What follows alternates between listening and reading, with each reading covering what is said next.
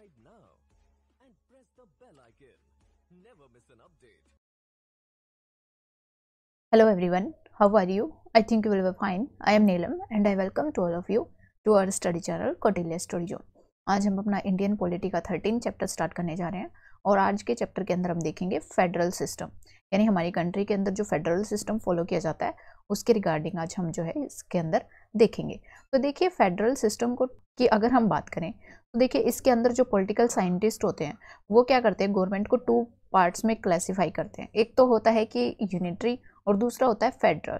तो देखिए एक तरीके से दोनों के बीच में जो रिलेशन होता है नेशनल गवर्नमेंट के बीच में और जो रीजनल गवर्नमेंट होती है यानी स्टेट गवर्नमेंट जो होती है, यानी जो हमारी नेशनल गवर्नमेंट है और साथ के साथ जो स्टेट गवर्नमेंट है, तो इनके बीच में जो रिलेशन होता है इनके बेसिस पर अगर हम बात करें तो जो गवर्नमेंट है उसको टू पार्ट्स में डिवाइड किया जा सकता है। एक तो यूनिटरी और दूसरा कौन सा होता है, फेडरल।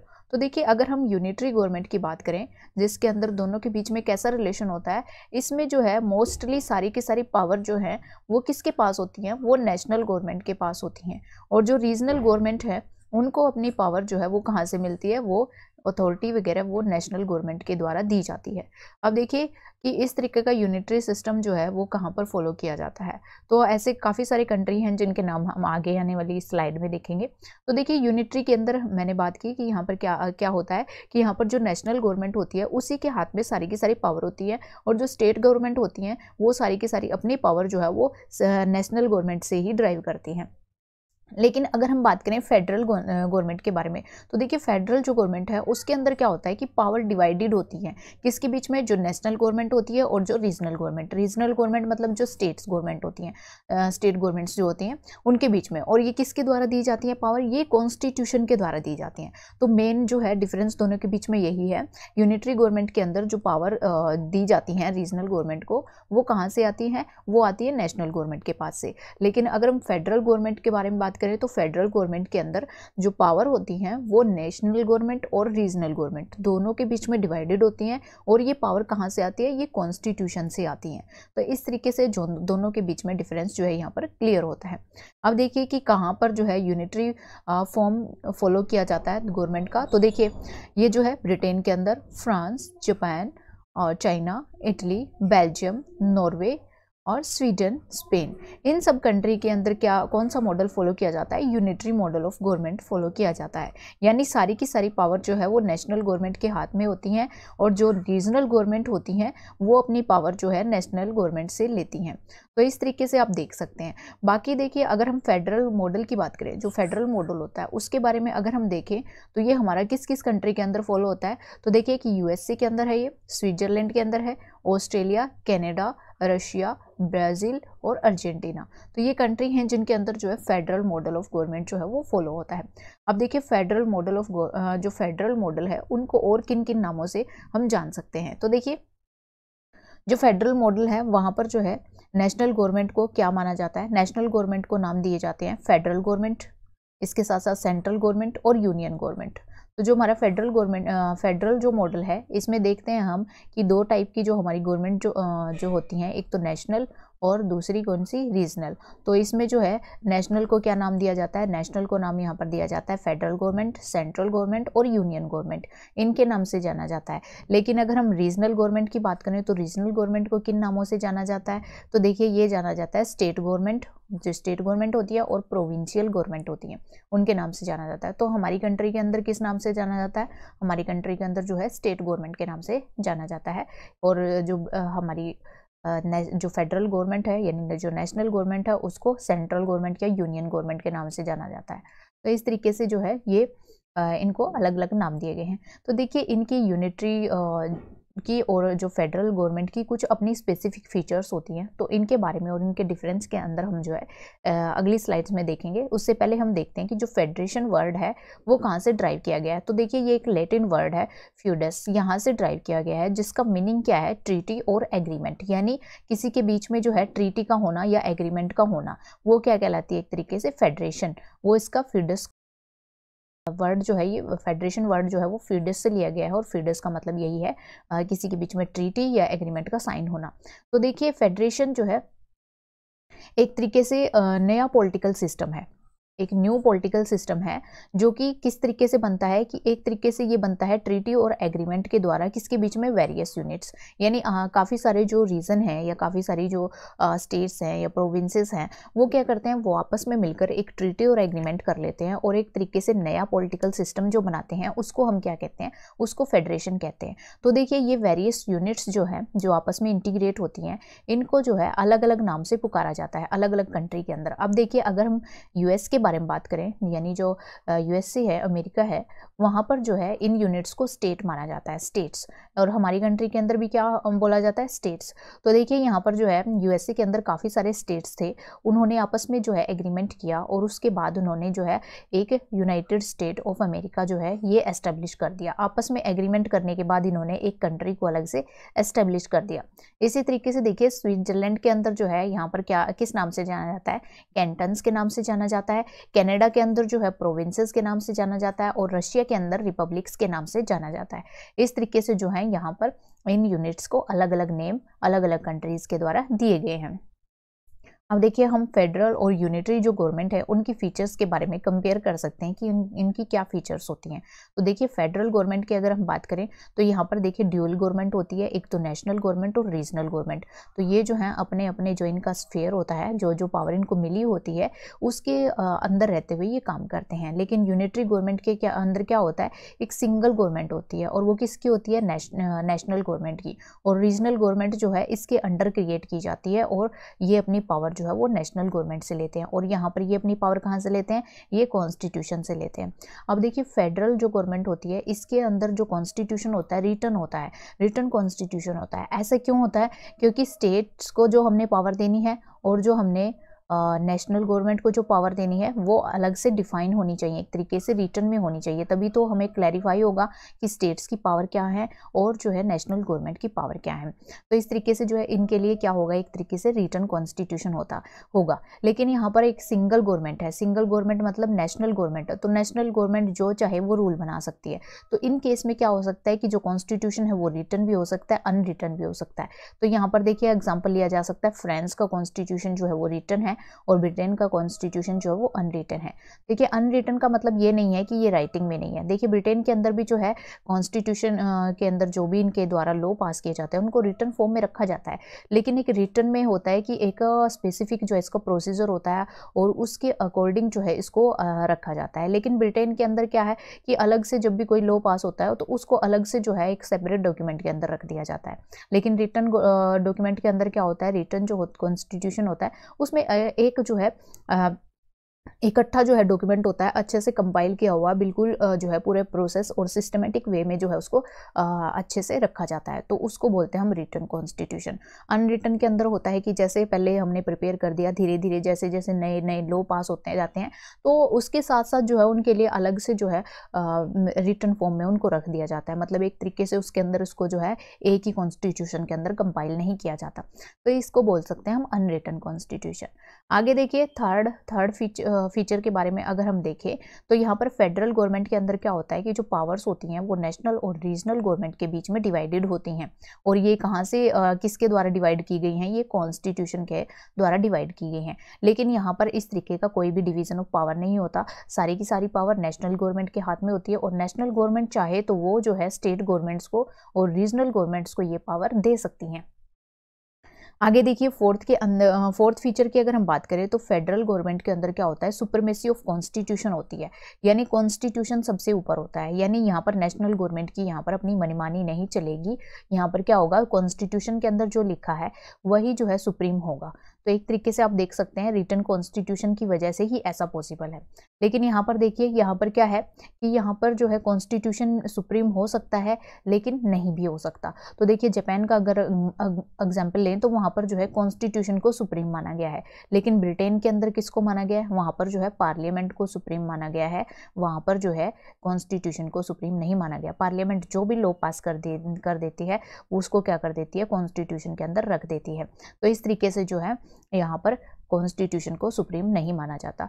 फेडरल गवर्नमेंट के अंदर क्या होता है कि जो कॉन्स्टिट्यूशन होता है वो काफ़ी रिजिड होता है, उसको मॉडिफाई करना बहुत मुश्किल होता है, क्योंकि अगर ऐसा हुआ तो नेशनल गवर्नमेंट क्या करेगी, जो स्टेट गवर्नमेंट है और जो रीजनल गवर्नमेंट के पास जो पावर है वो सारी की सारी पावर जो है उनसे छीन लेगी। इसलिए इनको क्या करना है, इनको जो मॉडिफाई करना काफ़ी ज़्यादा डिफिकल्ट होता है।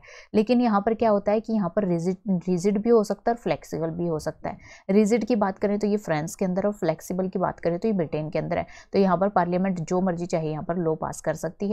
तो आप इस तरीके से देख सकते हैं कि ब्रिटेन के अंदर जो है ये काफ़ी फ्लेक्सिबल प्रोसेस है। आगे देखिए, फेडरल गवर्नमेंट के अंदर क्या होता है कि यहाँ पर जो है इंडिपेंडेंट जुडिशरी होती है, यानी जुडिशरी की जो है अपनी इंडिपेंडेंट पावर होती है। ये जो है किसी भी दूसरे लेजिस्लेचर या एग्जीक्यूटिव के द्वारा अफेक्टेड नहीं होती इसकी पावर।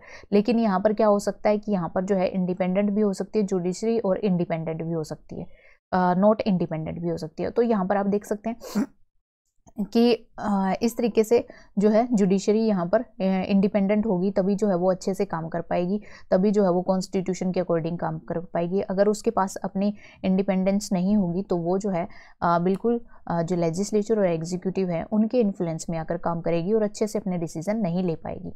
यहाँ पर देखिए, फेडरल जो गवर्नमेंट होती है यहाँ पर बाइकैमरलिज्म लेजिस्लेचर होता है। बाइकैमरलिज्म मतलब अपर हाउस और लोअर हाउस।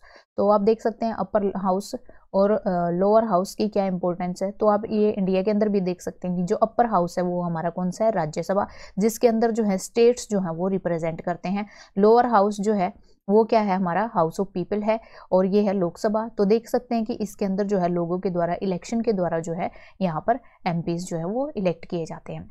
तो इस तरीके से यहाँ पर बाइकैमरलिज्म काम करती है। लेकिन दूसरा अगर हम बात करें यहाँ पर यूनिटरी के अंदर, तो यहाँ पर जो है बाइकैमरलिज्म भी हो सकता है और यूनिकैमरलिज्म भी हो सकता है। बाइकैमरलिज्म कहाँ पर है, देखिए ब्रिटेन के अंदर है, 2 चैम्बर होते हैं यहाँ पर। लेकिन चाइना के अंदर बात करें तो यहाँ पर यूनिकैमरलिज्म है, यानी एक ही चैम्बर है, यहाँ पर 2 चैम्बर नहीं है। तो इस तरीके से ये जो है ये यहाँ पर फीचर्स हैं जिनको हमने कंपेयर किया है कि फेडरल की जो गवर्नमेंट है उसकी क्या फीचर्स हैं और यूनिटरी गवर्नमेंट की क्या फीचर्स हैं। अब देखिए कि जो फेडरेशन होती है उसको फॉर्म होने के कितने मेथड्स हैं। तो देखिए यहाँ पर 2 तरीके से जो है वो फेडरेशन बन सकती है। एक तो होता है बाय वे ऑफ इंटीग्रेशन, यानी आपस में इंटीग्रेट हो जाते हैं। एक होता है डिसइंटीग्रेशन, यानी काफ़ी सारी यूनिट्स जो है वो आपस में क्या करती हैं, इकट्ठी होकर एक एग्रीमेंट करती हैं और वो इंटीग्रेट हो जाती हैं और एक कंट्री का निर्माण कर देती हैं, जैसे यूएस के अंदर हुआ। तो एक तरीके से क्या क्या किया गया है, इंटीग्रेशन के थ्रू। और डिसइंटीग्रेशन में क्या होता है कि एक बड़ी सारी यूनिट होती है और वो क्या होती है, डिवाइड होकर अलग अलग जो है वो यूनिट्स बना लेती है। तो इसको क्या बोलते हैं, हम डिसइंटीग्रेशन बोलते हैं। तो इस तरीके से जो है 2 वेज हैं फेडरेशन को बनाने के लिए। तो देखिए यहाँ पर जो फर्स्ट केस के बारे में अगर हम बात करें तो फर्स्ट केस में क्या होता है कि जब इंटीग्रेशन के थ्रू जब कोई यूनिट बनती है तो इसके अंदर ये होता है कि काफ़ी सारी वीक यूनिट्स जो होती हैं, मतलब जो काफ़ी सारी कमज़ोर जो यूनिट्स हैं और एक तरीके से बैकवर्ड स्टेट्स हैं, वो आपस में क्या करते हैं कि come together to form a big and strong union, कि वो आपस में इकट्ठे होकर आते हैं और एक तरीके से स्ट्रॉन्ग यूनियन बना लेते हैं। तो अकेले अकेले जो है वो काफ़ी ज़्यादा वीक और बैकवर्ड होते हैं, लेकिन जैसे ही वो इकट्ठे मिलकर एक बड़ी फॉर्म बना लेते हैं तो वो क्या कहलाते हैं, एक तरीके से स्ट्रॉन्ग बन जाते हैं, जैसे कि यूएसए। तो यूएसए जो है अब काफ़ी स्ट्रॉन्ग जो है वो कंट्री है। तो आप देख सकते हैं इसका एग्जांपल यूएसए। सेकंड केस के अंदर क्या होता है कि एक बिग यूनिटरी जो स्टेट होता है, काफ़ी बड़ा जो स्टेट है, जिसको जो है मैनेज करना थोड़ा सा डिफिकल्ट हो जाता है और एक तरीके से जो है उसको की मैनेजमेंट को आसान बनाने के लिए उसको क्या कर दिया जाता है, छोटी छोटी यूनिट्स में डिवाइड कर दिया जाता है। तो एक तरीके से छोटी छोटी यूनिट के अंदर जब उनको डिवाइड किया जाता है तो उनकी डेवलपमेंट अच्छे से हो सकती है, उनकी एडमिनिस्ट्रेशन भी अच्छे से हो सकती है। तो एक तरीके से ये जो है उनको क्या कर देता है, उन यूनिट्स को ऑटोनॉमी दे देता है कि वो अपने हिसाब से क्या करें, यानी एक बिग यूनिट थी उसमें से तोड़कर ये छोटी छोटी यूनिट बना दी गई और उनको जो है ऑटोनॉमी दे दी गई कि अपने अपने अकॉर्डिंग काम कीजिए और अपने एरिया को डेवलप कीजिए। तो इस तरीके का जो है कार्य यहाँ पर दिया जा सकता है। और ऐसा जो फॉर्म है वो कहाँ पर है, वो कनाडा के अंदर है। यानी ये रीजनल इंटरेस्ट को ध्यान में रखते हुए एक तरीके से उनको अपनी ऑटोनॉमी दे देते हैं, उनको पावर दे देते हैं कि अपने अपने हिसाब से काम कर सकते हैं। तो देखिए यूएस जो है वो फर्स्ट और ओल्डेस्ट फेडरेशन है, यानी सबसे पहले अगर हम वर्ल्ड के अंदर बात करें सबसे पहले यूएस जो है वो फेडरेशन कंट्री एक तरीके से फेडरल गवर्नमेंट के रूप में उभर कर आया था और सबसे ओल्डेस्ट भी है, जो कि 1789 के दौरान ये बना था। और जिस टाइम पर क्या हुआ था, अमेरिकन रिवॉल्यूशन जब हुआ उसके बाद जो है ये कंट्री एक तरीके से फेडरल गवर्नमेंट के रूप में उभर कर आई। तो देखिए ओरिजिनली यहाँ पर जो है 13 स्टेट्स थे, स्टार्टिंग में यहाँ पर ओनली 13 स्टेट थे, वो 13 के 13 जो स्टेट है आपस में इकट्ठे होकर आते हैं और एक तरीके से एग्रीमेंट जो है यहाँ पर करते हैं और जो है एक तरीके से उसका फेडरेशन का निर्माण करते हैं। लेकिन अब जो है इसके अंदर कितने हैं, 50 स्टेट्स हैं। बाद में जो है धीरे धीरे इन्होंने डिवाइड करके अपने 50 स्टेट्स जो है वो बना दिए गए थे। आगे देखिए कैनेडियन दूसरी जो टाइप की जो फेडरेशन है, तो यहाँ पर देखिए अभी यहाँ पर 10 प्रोविंसेस हैं। पहले कितने थे, पहले जो है यहाँ पर स्टार्टिंग में 4 प्रोविंसेस होती थी और ये भी जो है एक तरीके से ओल्ड फॉर्म क्या है, फेडरेशन है और ये 1867 के अंदर बनी थी। तो ये भी काफ़ी पुरानी है, एक तरीके आप देख सकते हैं। तो ये बाय वे ऑफ डिसइंटीग्रेशन बनी थी, लेकिन यूएसए के अंदर जो फेडरेशन गवर्नमेंट है वो बाय वे ऑफ इंटीग्रेशन बनी थी। तो यहाँ पर जो है, यहाँ पर हमने देखा कि फेडरेशन जो है वो किस तरीके से बनाई जा सकती है। अब देखिए अगर हम अब अपनी कंट्री की बात करें तो इंडिया के अंदर जो है एक तरीके से फेडरल सिस्टम ही फॉलो किया जाता है। इंडिया के अंदर भी फेडरल सिस्टम जो है वो फॉलो किया जाता है गवर्नमेंट का। तो यहाँ पर आप देख सकते हैं कि इसके 2 रीज़न है, मेन रीज़न क्यों है, क्यों हमने जो है यूनिटरी गवर्नमेंट को नहीं अपनाया बल्कि हमने किसको अपनाया है, यहाँ पर फेडरल सिस्टम को क्यों अपनाया। तो इसके यहाँ पर 2 रीज़न है। एक तो हमारी कंट्री का जो साइज़ है वो काफ़ी ज़्यादा लार्ज है, काफ़ी ज़्यादा लार्ज साइज़ है, इस वजह से उसकी एडमिनिस्ट्रेशन करना काफ़ी ज़्यादा मुश्किल हो जाता है। अब हम देखें सेकंड रीज़न, तो ये है सोशो कल्चरल डाइवर्सिटी। तो आप देखते हैं कि हमारी कंट्री के अंदर वेरियस टाइप के जो है रिलीजन यहाँ पर फॉलो करने वाले लोग यहाँ पर रहते हैं, कास्ट, रेस। तो आप देख सकते हैं कि अलग अलग टाइप के, अलग अलग कल्चर के, डाइवर्सिटी के लोग यहाँ पर रहते हैं। तो अगर आप यूनिटरी गवर्नमेंट बनाकर एक ही तरीके के रूल जो है वो सब एरिया के ऊपर फॉलो करेंगे तो वो जो है उसकी एडमिनिस्ट्रेशन करना काफ़ी ज़्यादा मुश्किल हो जाता है। तो इस केस में क्या होगा कि जहाँ का कल्चर एक जैसा है, जहाँ का कल्चर एक जैसा है, उसको एक अलग से यूनिट बना दी जाती है और उसके लिए अलग से रूल जब बनाए जाते हैं तो उसकी एडमिनिस्ट्रेशन करना काफ़ी ज़्यादा ईजी हो जाता है। तो दूसरा मेन रीज़न ये था, इसी वजह से हमने जो है फेडरल सिस्टम को अपनाया था। तो एक तरीके से ये हमारी कंट्री के अंदर एफिशिएंट गवर्नेंस के लिए, कि हमारी कंट्री के अंदर जो एफिशिएंट गवर्नेंस हो और हमारी जो नेशन की यूनिटी है वो भी बनी रहे, इसीलिए हमने जो है इस मॉडल को अपनाया था। अब देखिए कि अगर फेडरेशन वर्ड की बात करें तो देखिए जो फेडरेशन टर्म है वो हमारे कॉन्स्टिट्यूशन में कहीं पर भी यूज़ नहीं की गई है। इस चीज़ का ध्यान रखिए कि कहीं आपको जो है स्टेटमेंट दे दी जाए कि क्या हमारे कॉन्स्टिट्यूशन के अंदर फेडरेशन वर्ड यूज़ किया गया है, तो ऐसा नहीं है। फेडरेशन वर्ड जो हमारी कंट्री के अंदर यूज़ नहीं किया गया है। हालांकि जो है हमारी गवर्नमेंट का सिस्टम जो है वो फेडरल है, लेकिन फिर भी वहाँ पर हमारे कॉन्स्टिट्यूशन के अंदर ऐसा कोई भी वर्ड यूज़ नहीं किया गया है। ओनली आर्टिकल 1 है जिसके अंदर हमने बात की है India as a union of state, कि इंडिया जो है स्टेट्स की यूनियन है, स्टेट्स की क्या है, यूनियन है। तो वहाँ पर भी फेडरेशन वर्ड यहाँ पर यूज़ नहीं किया गया। अब BR अम्बेडकर जो है इसके लिए क्या रीज़न देते हैं कि उन्होंने फेडरेशन ऑफ द स्टेट की जगह पर union of the state word use किया। तो यहाँ पर जो है इसके दो जो हैं रीज़न है कि वो क्यों जो है इसको यूनियन ऑफ स्टेट बोलते हैं rather than federation of state. तो सबसे पहला अगर हम बात करें कि जो इंडिया की जो फेडरेशन है वो एक तरीके का एग्रीमेंट नहीं है स्टेट्स के बीच में, यानी काफ़ी सारे स्टेट्स मिलकर सामने नहीं आए थे एक तरीके से, जैसे कि अमेरिका के अंदर आए थे। यानी हमारी कंट्री के अंदर जो स्टेट थे, जम्मू एंड कश्मीर और दूसरे जो स्टेट्स थे, वो जो है आपस में मिलकर उन्होंने एग्रीमेंट नहीं किया था। तो पहला रीज़न ये था। जैसे कि अमेरिका के अंदर हुआ था, अमेरिका के अंदर जो भी जितने भी स्टेट्स थे 13 जो स्टेट्स थे वो आपस में आए थे मिलकर, उन्होंने एक तरीके से एग्रीमेंट किया था। लेकिन यहाँ पर जो है इंडिया के अंदर ऐसा नहीं है, तो इसलिए जो है यहाँ पर हमने फेडरेशन वर्ड का यूज़ नहीं किया गया।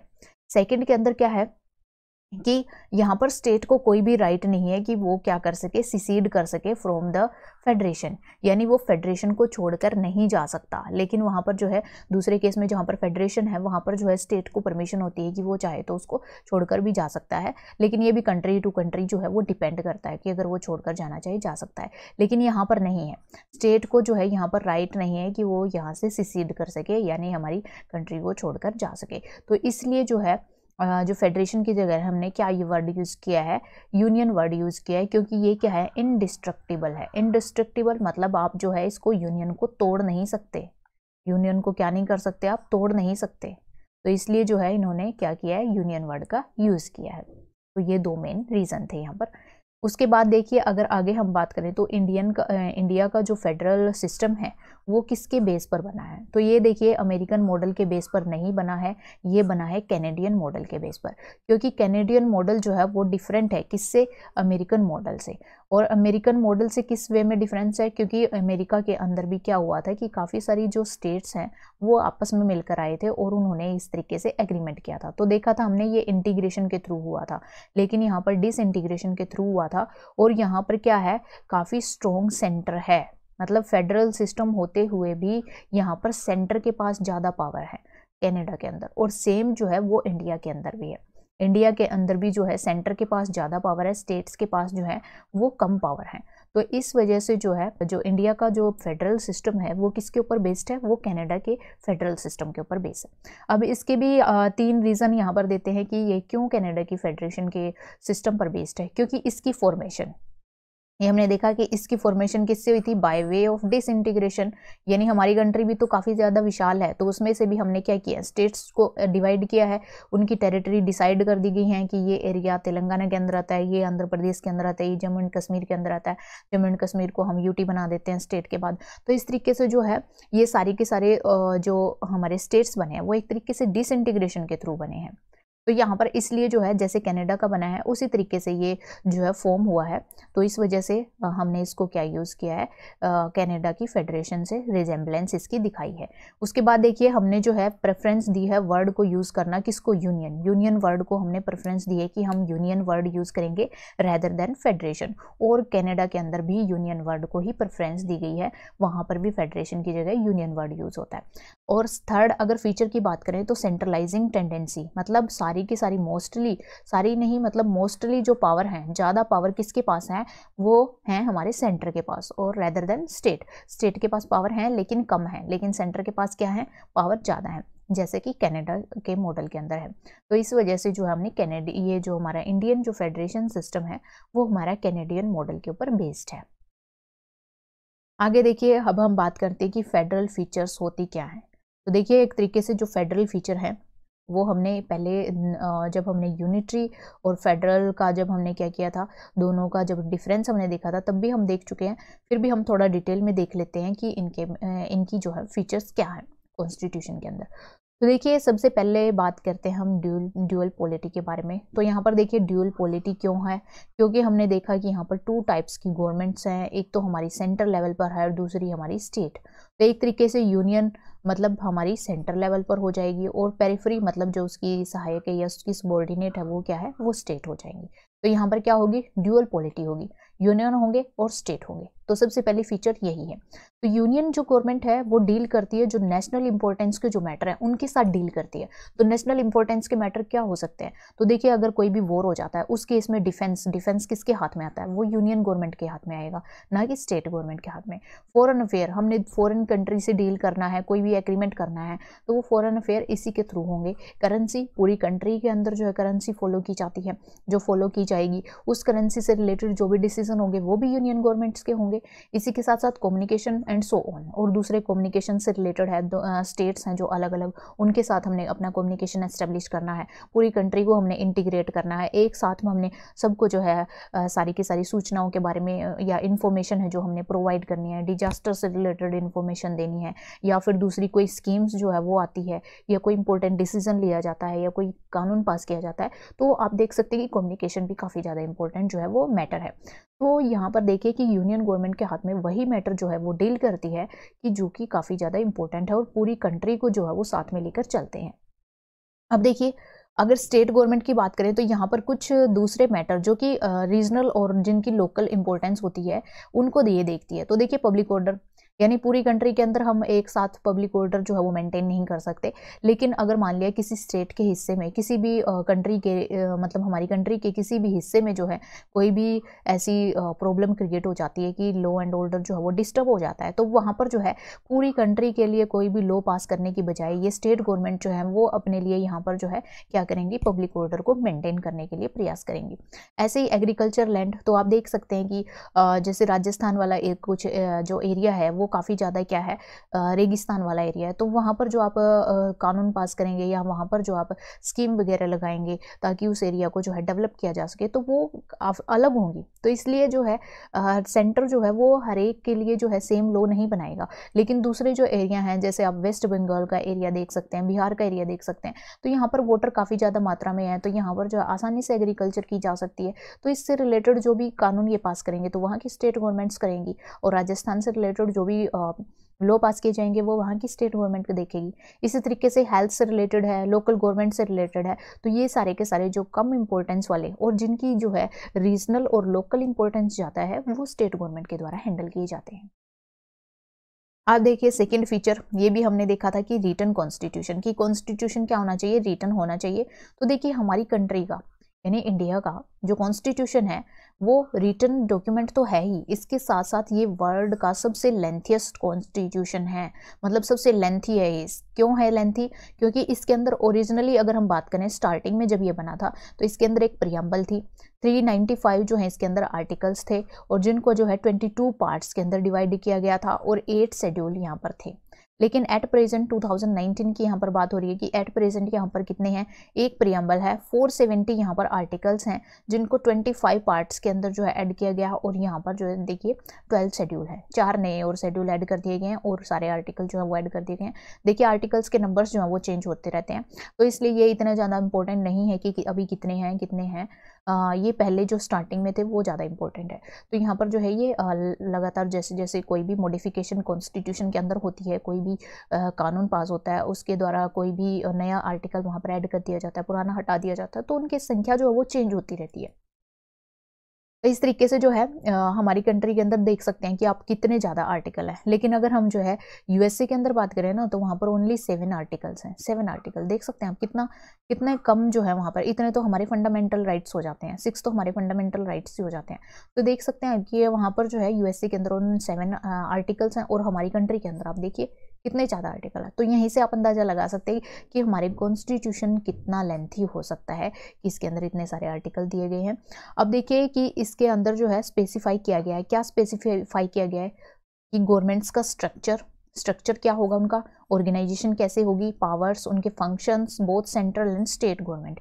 ऐसा इतना बड़ा क्यों है ये लेंथी कॉन्स्टिट्यूशन क्यों है? क्योंकि ये सेंट्रल और स्टेट गवर्नमेंट के लिए सारा का सारा जो भी स्ट्रक्चर है, उनकी ऑर्गेनाइजेशन, उनकी पावर, उनके फंक्शन क्या क्या होंगे, ये सब कुछ डिफाइन करता है। लेकिन यूएसए के अंदर हमने क्या देखा है कि यूएसए के लिए जो स्टेट होते हैं वो अपना कॉन्स्टिट्यूशन खुद से बना सकते हैं। तो सेंटर के पास इसलिए उन्होंने 7 आर्टिकल ही रखे हैं, क्योंकि उन्होंने कम आर्टिकल रखे हैं क्योंकि वो सिर्फ सेंटर के लिए कॉन्स्टिट्यूशन है। लेकिन वहाँ पर जो 50 स्टेट्स हैं उनके अपने अलग से कॉन्स्टिट्यूशन है, तो इस वजह से उनका कॉन्स्टिट्यूशन जो है वो इतना ज़्यादा लेंथी नहीं है। हमारा कॉन्स्टिट्यूशन इसीलिए ज़्यादा लेंथी है क्योंकि इसके अंदर स्टेट के साथ साथ जो सेंट्रल के साथ साथ जो स्टेट गवर्नमेंट को जो पावर दी जाती हैं वो सारी की सारी इसके अंदर पूरा अच्छे से मेंशन की गई हैं। तो एक तरीके से जो है ये मिसअंडरस्टैंडिंग को दूर करता है, क्योंकि रिटन में अगर कुछ चीज़ लिख दी जाती है तो एक तरीके से मिसअंडरस्टैंडिंग जो है वो दूर हो जाती है कि किसी भी तरीके का कोई भी डिसएग्रीमेंट यहाँ पर नहीं होगा सेंट्रल स्टेट के बीच में, क्योंकि उनको अपनी पावर पता होंगी, उनको अपने राइट पता होंगे, उनके राइट्स लिखे हुए हैं, इसलिए जो है वो उनको यूज़ करके जो है यहाँ पर लॉ पास कर सकते हैं। आगे देखिए थर्ड फीचर के अंदर डिवीजन ऑफ पावर।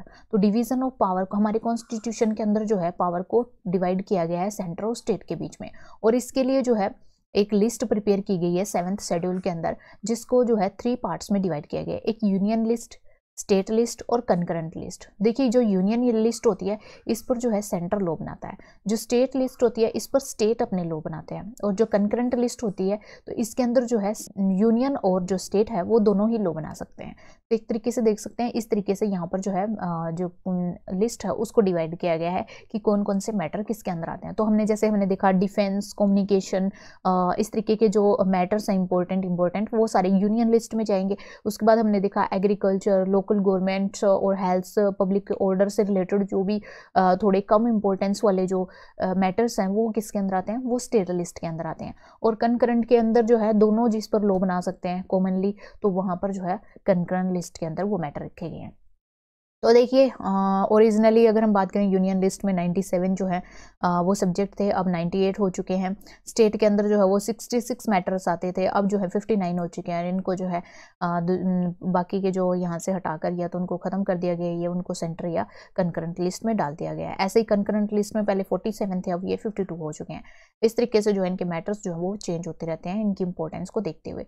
तो सेंटर जो है वो क्या कर सकती है, अपने लो बना सकती है यूनियन लिस्ट पर, स्टेट अपना स्टेट लिस्ट पे बना सकते हैं।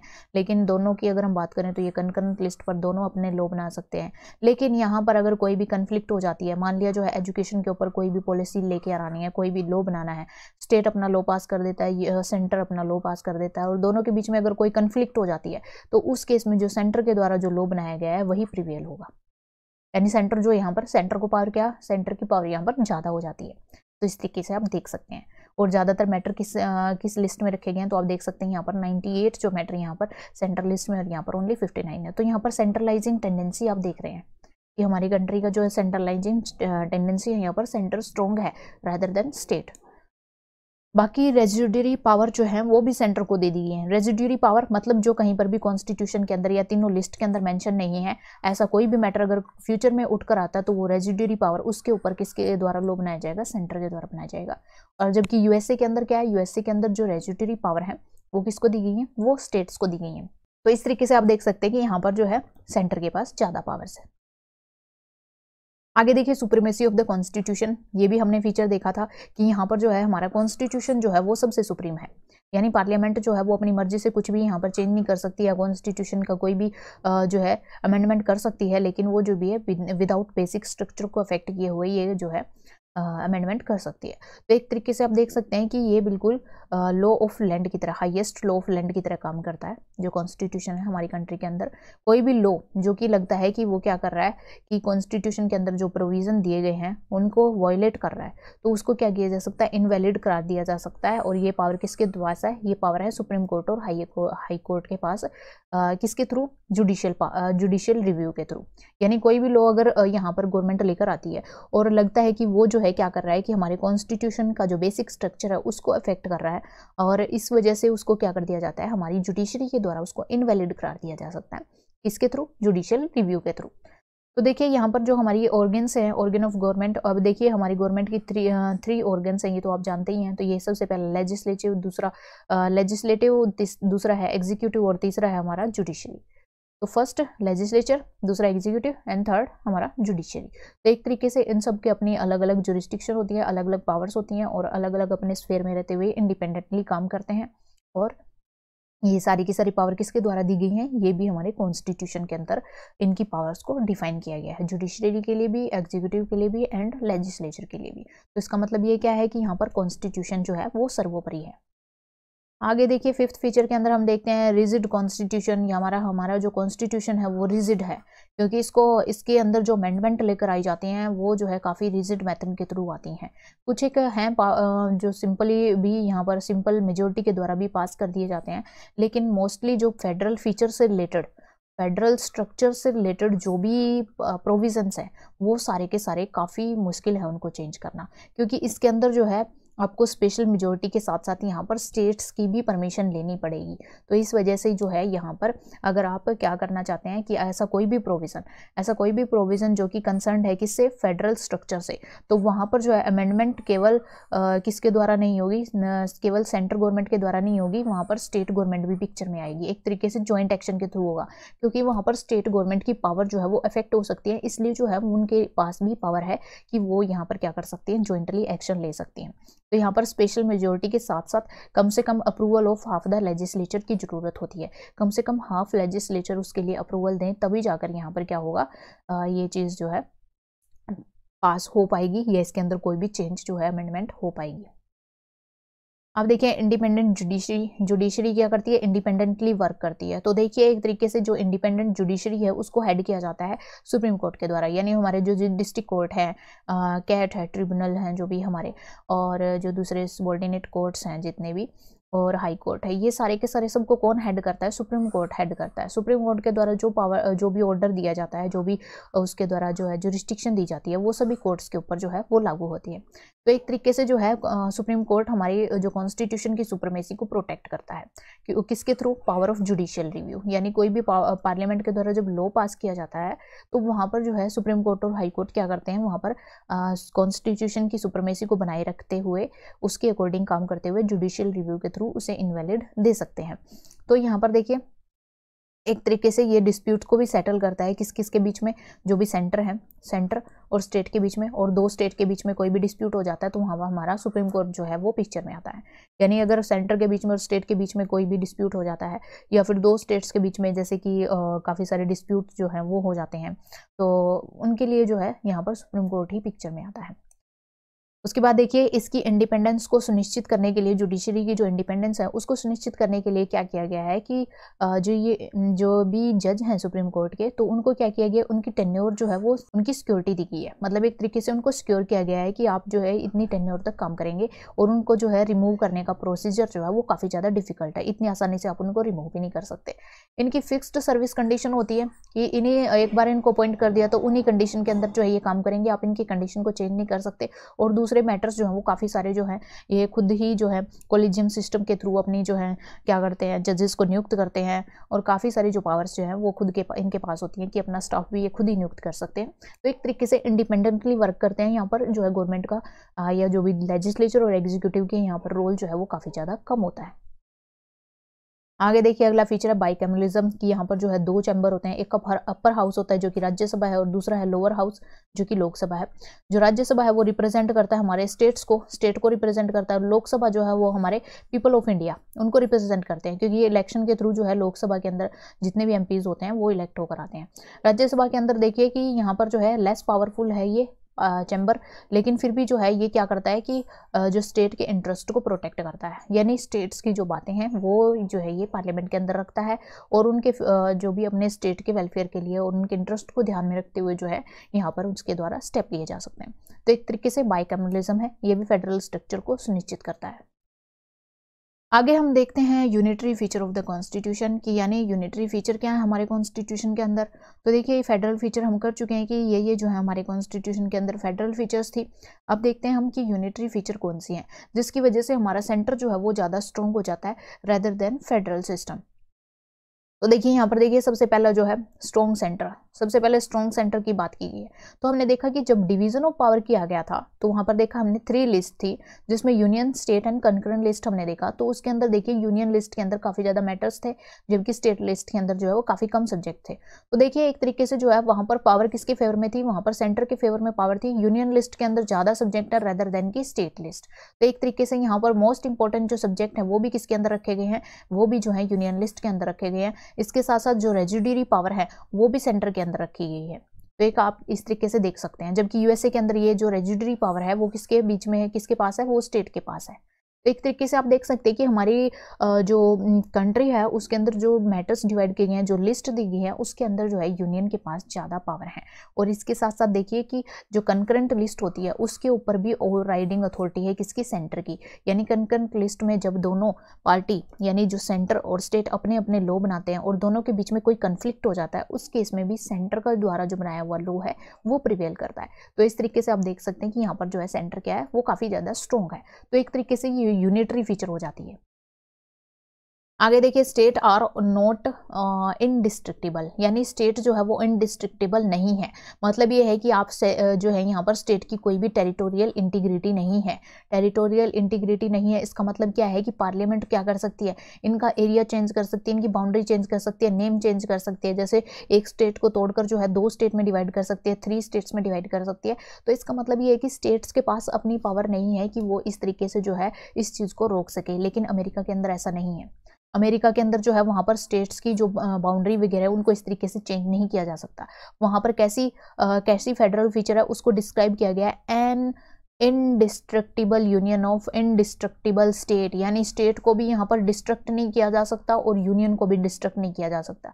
यानी स्टेट जो है यहाँ पर यूनियन से भी बाहर नहीं निकल सकते और ना ही यूनियन जो है वो स्टेट की किसी भी तरीके की बाउंड्री वगैरह को यहाँ पर चेंज कर सकता है। तो इस तरीके आप देख सकते हैं कि अमेरिका के अंदर जो है कैसा फेडरेशनल सिस्टम जो है वो फॉलो होता है।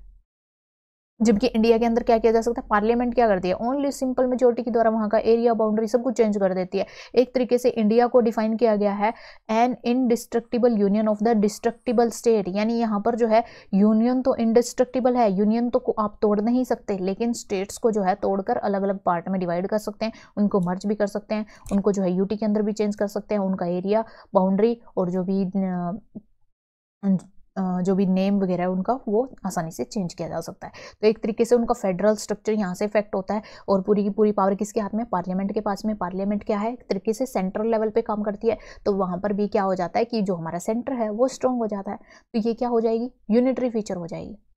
आगे देखिए सिंगल कॉन्स्टिट्यूशन, हमारी कंट्री के अंदर क्या है, कॉन्स्टिट्यूशन सिंगल है, स्टेट को अपना कोई भी कॉन्स्टिट्यूशन बनाने का राइट नहीं है, ये पावर जो है इंडिया के अंदर नहीं है, लेकिन यूएसए के अंदर ये पावर है।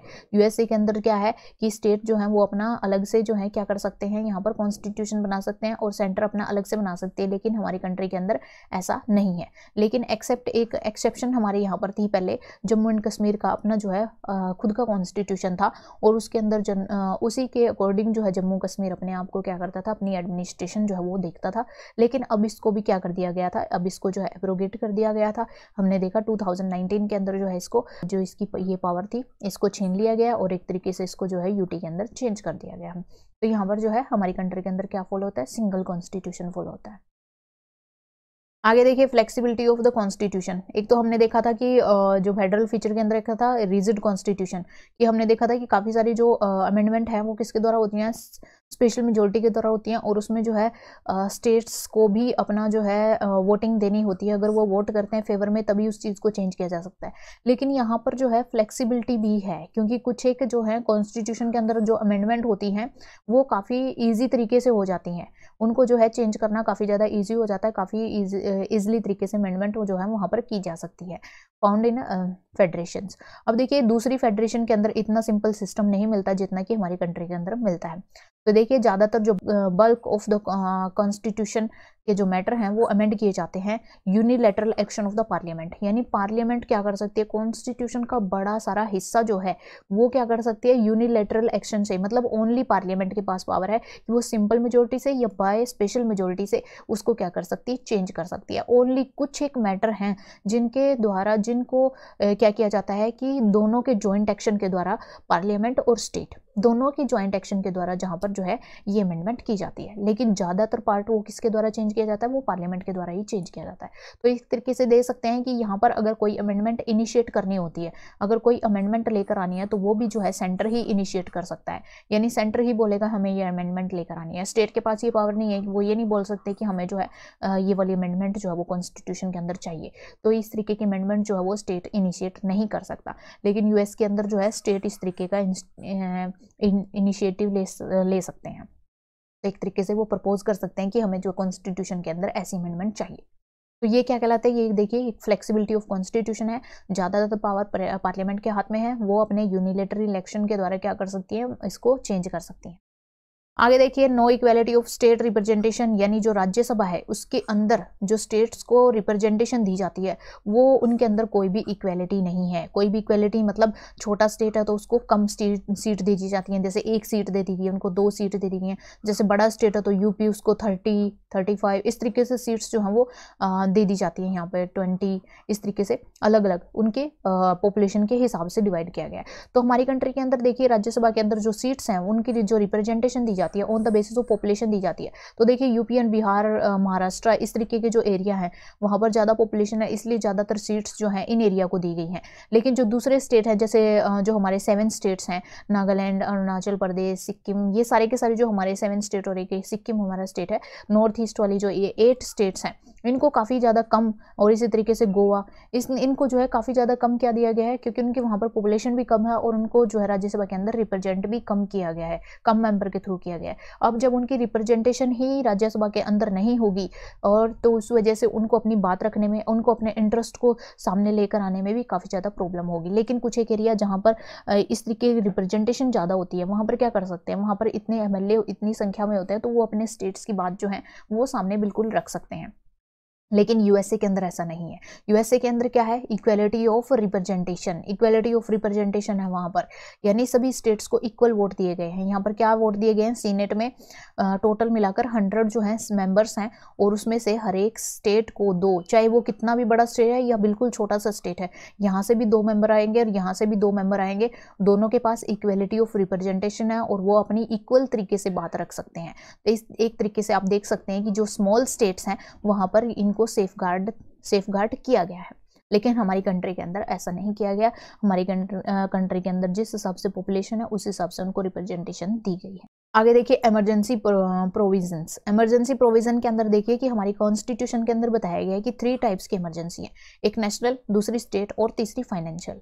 तो देखिए नेशनल इमरजेंसी किस केस में होती है, जब भी कोई भी वॉर वगैरह हो जाता है या फिर कोई भी ऐसी सिचुएशन क्रिएट हो जाती है जो हमारी पूरी पूरे स्टेट के लिए, पूरे नेशन के लिए जो है एक तरीके से खतरा पैदा कर देती है, तो वो हो जाती है हमारी नेशनल इमरजेंसी। स्टेट इमरजेंसी में होता है कि जब स्टेट के अंदर जो है गवर्नमेंट अच्छे से वर्क नहीं कर रही है, तो वहाँ पर प्रेसिडेंट रूल वगैरह लग जाता है, तो उसको स्टेट इमरजेंसी के नाम से जाना जाता है। फाइनेंशियल इमरजेंसी, जब हमारी कंट्री के बैंकिंग सिस्टम जो है काफ़ी और इकोनॉमी जो है काफ़ी ज़्यादा खराब हालत में चली जाती है, तो वो फाइनेंशियल इमरजेंसी कहलाती है। तो देखिए यहाँ पर जब इस तरीके की कोई इमरजेंसीज आती हैं तो सारी की सारी पावर यहाँ पर जो है वो किसके पास चली जाती हैं, वो सेंटर के पास चली जाती हैं। मतलब सेंटर जो है वो ऑल पावरफुल बन जाता है। स्टेट जो है टोटल जो है किसके कंट्रोल में आ जाता है, सेंटर। यानी सेंटर उस टाइम पर जितने जैसे भी लॉ बनाएगा स्टेट को वो फॉलो करने पड़ेंगे। तो एक तरीके से यहाँ पर जो है फेडरल स्ट्रक्चर जो है वो यूनिटरी स्ट्रक्चर में चेंज हो जाता है, एक तरीके से बिना किसी अमेंडमेंट के। यानी यहाँ पर किसी भी अमेंडमेंट की जरूरत नहीं है। जब इस तरीके की कोई इमरजेंसी सामने आती है तो उस केस में जो फेडरल स्ट्रक्चर होता है वो यूनिटरी स्ट्रक्चर के अंदर चेंज हो जाता है और यहाँ पर किसी भी तरीके की कोई अमेंडमेंट की जरूरत भी नहीं होती। जबकि ये दूसरा किसी भी कंट्री की जो फेडरेशन है उसके अंदर ये प्रोविजन, ऐसा प्रोविजन कहीं भी नहीं मिलता, ओनली इंडिया के अंदर ये प्रोविजन मिलता है। आगे देखिए सिंगल सिटीजनशिप, ये भी हम देख चुके हैं कि सिंगल सिटीजनशिप कैसे है, क्योंकि हमारी कंट्री के अंदर आपने देखा ओनली इंडिया की सिटीजनशिप मिलती है। यानी आप इंडियन हैं तो आपकी ये सिटीजनशिप मिलती है, आपको अलग से कोई ये सिटीजनशिप नहीं दी जाती कि आप हरियाणा के सिटीजन हैं या फिर आप यूपी के सिटीजन हैं या पंजाब के सिटीजन हैं, तो इस तरीके से तमिलनाडु के सिटीजन हैं, तो ये इस तरीके की कोई भी सिटीजनशिप नहीं दी जाती। मतलब यहाँ पर क्या है, सिंगल सिटीजनशिप फॉलो होती है, ओनली इंडियन सिटीजनशिप है यहाँ पर, no any separate state citizenship. लेकिन यहाँ पर जो यूएसए वगैरह है तो वहाँ पर यूएसए जो कंट्री है, यूएसए, स्विट्जरलैंड, ऑस्ट्रेलिया, यहाँ पर ड्यूअल सिटीजनशिप है। यहाँ पर आपको पूरी यूएस की सिटीजनशिप भी मिलेगी और वहाँ का जो दूसरा अगर कोई भी स्टेट है तो उसकी भी सिटीजनशिप जो है वहाँ पर मिलती है। तो एक तरीके से आपको दोनों के द्वारा जो भी आपको राइट दिए जाते हैं, नेशनल के द्वारा अलग से आपको जो राइट दिए जाते हैं और स्टेट के द्वारा अलग राइट दिए जाते हैं, तो आप उन सबको एंजॉय कर सकते हैं। लेकिन हमारे यहाँ पर जो है सबके लिए, सभी सिटीजन के लिए सेम राइट्स है, पूरी कंट्री के अंदर वो सबके लिए सेम फॉलो किए जाएंगे। आगे देखिए 8th फीचर की अगर हम बात करें तो ये आता है हमारा इंटीग्रेटेड जुडिशरी।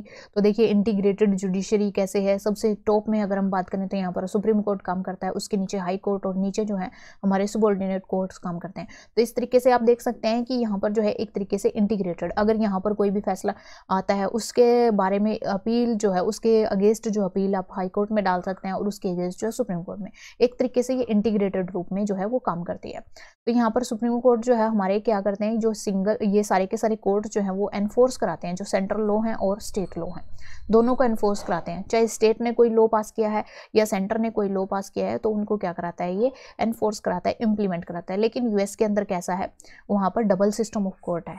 यानी जो फेडरल लॉ हैं, यानी जो सेंटर के लॉ हैं वो फेडरल जुडिशरी के द्वारा और जो स्टेट के लॉ हैं वो स्टेट जुडिशरी द्वारा अलग से फॉलो किए जाएंगे। यानी वहां पर क्या होगा कि जो फेडरल कोर्ट है, फेडरल कोर्ट मतलब वहां का सुप्रीम कोर्ट जो है वो सेंटर के लॉ फॉलो करवाएगा और इस तरीके से वहां के जो हाई कोर्ट्स हैं यानी जो स्टेट जुडिशरी है वो स्टेट के सारे लॉ जो है वो फॉलो कराएंगी। तो एक तरीके से वहां पर ड्यूअल सिस्टम ऑफ कोर्ट है। लेकिन हमारी कंट्री के अंदर इंटीग्रेटेड जुडिशरी है। आगे देखिए all India services. All India services देखिए, यूएसए की अगर हम बात करें तो वहाँ पर स्टेट गवर्नमेंट के लिए और फेडरल गवर्नमेंट के लिए अलग अलग से पब्लिक सर्विस कमीशन है तो हमारी कंट्री के अंदर भी ऐसा ही अलग अलग पब्लिक सर्विस कमीशन आप देख सकते हैं कि यूपीएससी जो है वो सेंटर लेवल पर काम करता है, और एसपीएससी जो है हमारे यहाँ पर ये पब्लिक सर्विस कमीशन जो है हमारे स्टेट लेवल पर काम करते हैं। लेकिन यहाँ पर अगर हम ऑल इंडिया सर्विसेज की बात करें जो कि यूपीएससी के द्वारा एग्जाम लिए जाते हैं, आईएएस, आईपीएस और आईएफएस, तो ये वाले जो एग्जाम है वो कॉमन है किसके लिए, बोथ सेंटर एंड स्टेट। तो एक तरीके से देखिए ये जो एग्जाम है वो कॉमनली लिए जाते हैं, common to both centre and state. तो यहाँ पर जो है रिक्रूटमेंट और ट्रेनिंग जो है वो किसके द्वारा दी जाती है, यहाँ पर सेंटर द्वारा दी जाती है इन मेंबर्स की, यानी जो आईएएस बनते हैं, आईपीएस बनते हैं, जो आईएफएस बनते हैं, इनकी जो रिक्रूटमेंट है और ट्रेनिंग है वो सेंटर के द्वारा ये इनके लिए ये प्रोविज़न दिया जाता है, या ये सर्विसेज जो है वो प्रोवाइड की जाती है, और पूरा का पूरा उनके ऊपर कंट्रोल भी किसका होता है, सेंटर का होता है। और एक तरीके से ये जो है, और लेकिन फिर इनको क्या कर दिया जाता है, इनको जो है स्टेट के अलग अलग पार्ट में जो है इनको अपनी सर्विस देने के लिए और एक तरीके से एडमिनिस्ट्रेशन करने के लिए अलग अलग पार्ट्स में भेज दिया जाता है। तो एक तरीके से देख सकते हैं कि ये भी वॉयलेट करता है फेडरलिज्म का जो स्ट्रक्चर है उसको वॉयलेट करता है, क्योंकि सेंटर के हाथ में पावर है, वो अपने हिसाब से जो है इन ब्यूरोक्रेट से जो है वो काम कराती हैं, और एक तरीके से जब इनसे काम कराती हैं तो वो अपने हिसाब से काम कराएंगे, तो स्टेट के हिसाब से वो काम नहीं करेंगे। तो इस वजह से जो है यहाँ पर भी उन फेडरल जो सिस्टम है वो क्या होता है, इफेक्ट होता है।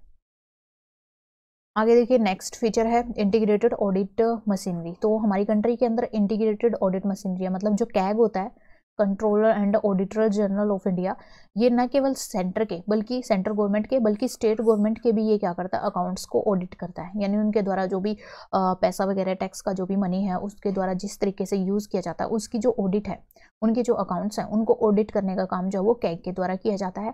और इसकी जो अपॉइंटमेंट है वो प्रेसिडेंट के द्वारा की जाती है, प्रेसिडेंट के द्वारा की जाती है, और उसमें जो है स्टेट से कोई भी कंसल्ट नहीं किया जाता। देखिए अगर स्टेट के अकाउंट को अगर आपने जो है क्या करना है, ऑडिट करना है, तो कम से कम स्टेट्स को भी पता होना चाहिए ना कि आप किस मेंबर को जो है यहाँ पर अपॉइंट करना चाहते हैं, उनसे कोई कंसल्टेशन तो करनी चाहिए, लेकिन यहाँ पर ऐसा नहीं किया जाता। इसका मतलब ये है कि प्रेसिडेंट किसके लिए काम करता है, और प्रेसिडेंट जो वो हमारा सेंटर के लिए काम करता है, सेंटर में ही काम करता है। तो एक तरीके से ये भी पावर किसके पास चलेगी, ये भी जो है सेंटर के पास चलेगी। तो आप देख सकते हैं कि ये भी ज़्यादातर पावर जो है वो यूनिटरी फॉर्म ऑफ गवर्नमेंट की है। तो यहाँ पर स्टेट की जो फाइनेंशियल ऑटोनॉमी है वो रिस्ट्रिक्ट हो जाती है। लेकिन अमेरिका के अंदर अगर हम बात करें तो अमेरिका के अंदर अलग अलग कंट्रोलर जनरल जो है वो काम करते हैं, उनको जो है जो सेंट्रल लेवल पर जो कंट्रोलर जनरल काम करता है उसको स्टेट के अकाउंट से कोई भी लेना देना नहीं है। आगे देखिए 11th फीचर के अंदर parliamentary authority over state list, state list के ऊपर पार्लियामेंट्री अथॉरिटी। देखिए अगर राज्यसभा कोई भी ऐसा कानून पास कर देती है, कोई भी रेजोल्यूशन पास कर देती है कि ये जो मैटर है जो कि स्टेट लिस्ट का, मान लिया जो है स्टेट लिस्ट के अंदर कोई मैटर है, स्टेट लिस्ट के अंदर मान लिया पब्लिक ऑर्डर वाला मैटर है, और यहाँ पर राज्यसभा ये रेजोल्यूशन पास कर देती है कि ये जो मैटर है इसके ऊपर पार्लियामेंट लॉ पास करे, पार्लियामेंट लॉ पास करें, यानी स्टेट के हाथ में नहीं होना चाहिए, ये नेशनल इंटरेस्ट को ध्यान में रखते हुए यहाँ पर पार्लियामेंट लॉ पास करें। तो उस केस में भी यहाँ पर पार्लियामेंट को ये पावर मिल जाती है कि वो स्टेट का जो सब्जेक्ट है जो कि स्टेट लिस्ट के अंदर मेंशन किया हुआ है उसके ऊपर भी वो खुद ही लॉ बना सकती है। तो इस तरीके से आप देख सकते हैं कि स्टेट के लिस्ट को भी अफेक्ट करने की पावर है यहाँ पर पार्लियामेंट के पास, अगर राज्यसभा इस तरीके का कोई भी रेजोल्यूशन जो है वो पास कर देती है।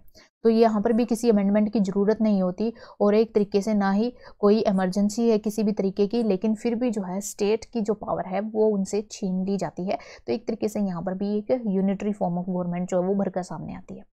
आगे देखिए अपॉइंटमेंट ऑफ गवर्नर, जो गवर्नर की अपॉइंटमेंट है वो किसके द्वारा होती है, तो देखिए ये प्रेसिडेंट के द्वारा अपॉइंटमेंट की जाती है, और प्रेसिडेंट एक तरीके से हेड ऑफ स्टेट होता है, मतलब सेंटर में ही काम करता है, और इसकी प्लेजर पर ही डिपेंड करता है कि वो कब तक जो है ऑफिस के अंदर काम करेगा। तो देखिए गवर्नर एक तरीके से सेंटर के एजेंट की तरह काम करता है और अपना कंट्रोल बनाए रखता है स्टेट के ऊपर। तो यहाँ पर आप देख सकते हैं कि ये भी पावर जो है स्टेट को कंट्रोल करने की वो भी किसके पास है, गवर्नर के पास, और गवर्नर किसके हाथ में है, वो सेंटर के हाथ में। तो यहाँ पर भी जो है क्या है, यहाँ पर भी यूनियन स्ट्रॉन्ग हो जाता है, यानी यहाँ पर भी सेंटर जो है वो स्ट्रॉन्ग हो जाता है और यूनिटरी फॉर्म ऑफ गवर्नमेंट की फीचर यहाँ पर आ जाती है। लेकिन अमेरिका के अंदर ऐसा नहीं है, अमेरिका के अंदर जो गवर्नर है वो इलेक्टेड हेड ऑफ स्टेट है, यानी गवर्नर को भी लोग चुनते हैं, जैसे वहाँ पर प्रेसिडेंट को चुना जाता है इसी तरीके से वहाँ पर गवर्नर को भी चुना जाता है, लेकिन हमारे यहाँ पर इस तरीके से नहीं चुना जाता। लेकिन इंडिया के अंदर कौन सा सिस्टम फॉलो होता है, वो कैनेडियन सिस्टम फॉलो होता है, अमेरिकन सिस्टम तो होता ही नहीं फॉलो। तो इसलिए जो इसकी फीचर है वो भी गवर्नर अपॉइंट करने की जो फीचर है वो भी एक तरीके से यूनिटरी फीचर में आ जाती है। आगे देखिए 13 feature integrated election machinery. Integrated election machinery के अंदर हम देखेंगे कि जो इलेक्शन कमीशन ऑफ इंडिया है वो कंडक्ट कराता है इलेक्शन किसके, सेंट्रल लेजिस्लेचर के और स्टेट लेजिस्लेचर दोनों के। तो आप देख सकते हैं कि जो हमारे एमपीज और एमएलए के जो इलेक्शन होते हैं वो स्टेट जो हमारा इलेक्शन कमीशन है वही कराता है, ऑफ इंडिया है वही कराता है। तो इस तरीके से जो है एक ही इलेक्शन कमीशन दोनों के इलेक्शन कराता है, जबकि स्टेट के लिए तो अलग से स्टेट इलेक्शन कमीशन होना चाहिए, लेकिन स्टेट के जो इलेक्शन वो भी कौन करा रहा है, जो सेंट्रल लेवल पे जो जो इलेक्शन कमीशन ऑफ इंडिया है वही काम करा रहा है। और ये किसके द्वारा अपॉइंट किया जाता है, ये भी प्रेसिडेंट के द्वारा अपॉइंट किया जाता है। और प्रेसिडेंट कहाँ पर काम करता है, सेंटर में काम करता है। तो यहाँ पर जो है स्टेट को कोई भी पावर नहीं दी गई है इस मैटर में कि किसको अपॉइंट करना है किसको नहीं करना है। तो एक तरीके से ये जो है ये भी पावर क्या हो जाती है, यूनिटरी हो जाती है ये फीचर भी। और यहाँ पर जो है अगर यूएस की बात करें तो यूएस के अंदर क्या है कि अलग अलग लेवल पर जो है अलग अलग जो मशीनरीज हैं वो एस्टेब्लिश की गई हैं। फेडरल के लिए अलग है, मतलब यूनियन के लिए अलग है, और स्टेट लेवल के लिए अलग से मशीनरी जो है वो एस्टेब्लिश की गई है वहाँ पर इलेक्शन कंडक्ट कराने के लिए। तो इस तरीके से जो है यहाँ पर इंटीग्रेटेड इलेक्शन मशीनरी हमारे इंडिया के अंदर फॉलो की जाती है। आगे देखिए वीटो ओवर स्टेट बिल्स, यानी जो स्टेट बिल हैं उनके ऊपर वीटो पावर। तो देखिए स्टेट के अंदर कोई भी जब बिल पास होता है, यानी कोई भी लॉ वगैरह जब पास किया जाता है या बिल कोई आता है उसके अंदर, तो गवर्नर के को ये पावर दी गई है हमारे कॉन्स्टिट्यूशन के अंदर कि वो जो है क्या कर सकता है, कुछ एक बिल को रिजर्व कर सकता है, ऐसे बिल को जिसको वो थोड़ा इंपॉर्टेंट समझता है, तो उसको लगता है कि इसको जो है प्रेसिडेंट की कंसिडरेशन में लाना चाहिए, यानी प्रेसिडेंट को पता होना चाहिए कि स्टेट जो है इस तरीके का जो है बिल पास करना चाहता है। तो उस पर क्या कर सकता है प्रेसिडेंट, वो अपनी असेंट को विदहोल्ड कर सकता है। मतलब प्रेसिडेंट चाहे तो उस पर क्या कर सकता है, उस पर अपनी असेंट चाहे तो दे सकता है और नहीं चाहे तो नहीं दे सकता। फर्स्ट इंस्टेंस के अंदर भी, सेकंड इंस्टेंस के अंदर भी। तो ऐसा है कि मतलब ये है कि अगर स्टेट के अंदर कोई भी लॉ अगर बिल वगैरह अगर लाया जाता है तो यहाँ पर गवर्नर क्या कर देता है, उसको जो है प्रेसिडेंट की कंसर्न करने के लिए, उसको कंसिडरेशन करने के लिए, प्रेसिडेंट की कंसिडरेशन के लिए उसको रोक देता है। और प्रेसिडेंट चाहे तो वहाँ पर फिर से पिक्चर में आ जाता है, वो चाहे तो उसके ऊपर अपनी असेंट दे सकता है, सहमति दे सकता है, अगर चाहे तो नहीं भी दे सकता। तो इस तरीके से जो है यहाँ पर स्टेट की पावर फिर से जो है वो लो हो जाती है और सारी की सारी पावर जो है प्रेसिडेंट यानी सेंटर के हाथ में चली जाती है। तो एक तरीके से यहाँ पर प्रेसिडेंट के पास एब्सोल्यूट वीटो होती है। एब्सोल्यूट मतलब स्टेट बिल को पूरा का पूरा जो है वो वहीं पर खत्म कर सकता है, अगर अपनी असेंट ना दे तो वहीं पर खत्म हो जाता है। लेकिन सस्पेंसिव वीटो क्या होती है, देखिए सस्पेंसिव वीटो ये होती है कि ये पार्लियामेंट के केस में होती है, जो हमारी पार्लियामेंट काम करती है लोकसभा और राज्यसभा, उस केस में होती है कि जब भी कोई बिल आता है तो वहाँ पर जो है पास होने के बाद जब राज्यसभा और लोकसभा के अंदर वो पास हो जाता है तो वो प्रेसिडेंट के पास जाता है। और जब वो प्रेसिडेंट के पास जाता है तो प्रेसिडेंट चाहे तो उसके ऊपर जो है उसको वापस लौटा सकता है कि आप जो है इसको दोबारा से ध्यान में देखिए, इसमें कुछ कमियां हैं। और लोकसभा राज्यसभा के अंदर दोबारा फिर से जब उसको रीड किया जाता है और दोबारा से उस बिल को भेजा जाता है तो सेकेंड केस में प्रेसिडेंट को उसके ऊपर अपनी क्या देनी होगी, सहमति देनी ही पड़ेगी। यहाँ पर प्रेसिडेंट अब मना नहीं कर सकता, यानी वो सिर्फ एक टाइम के लिए ही उसको ये सस्पेंसिव वीटो मिलती है, इसको सस्पेंसिव वीटो बोलते हैं।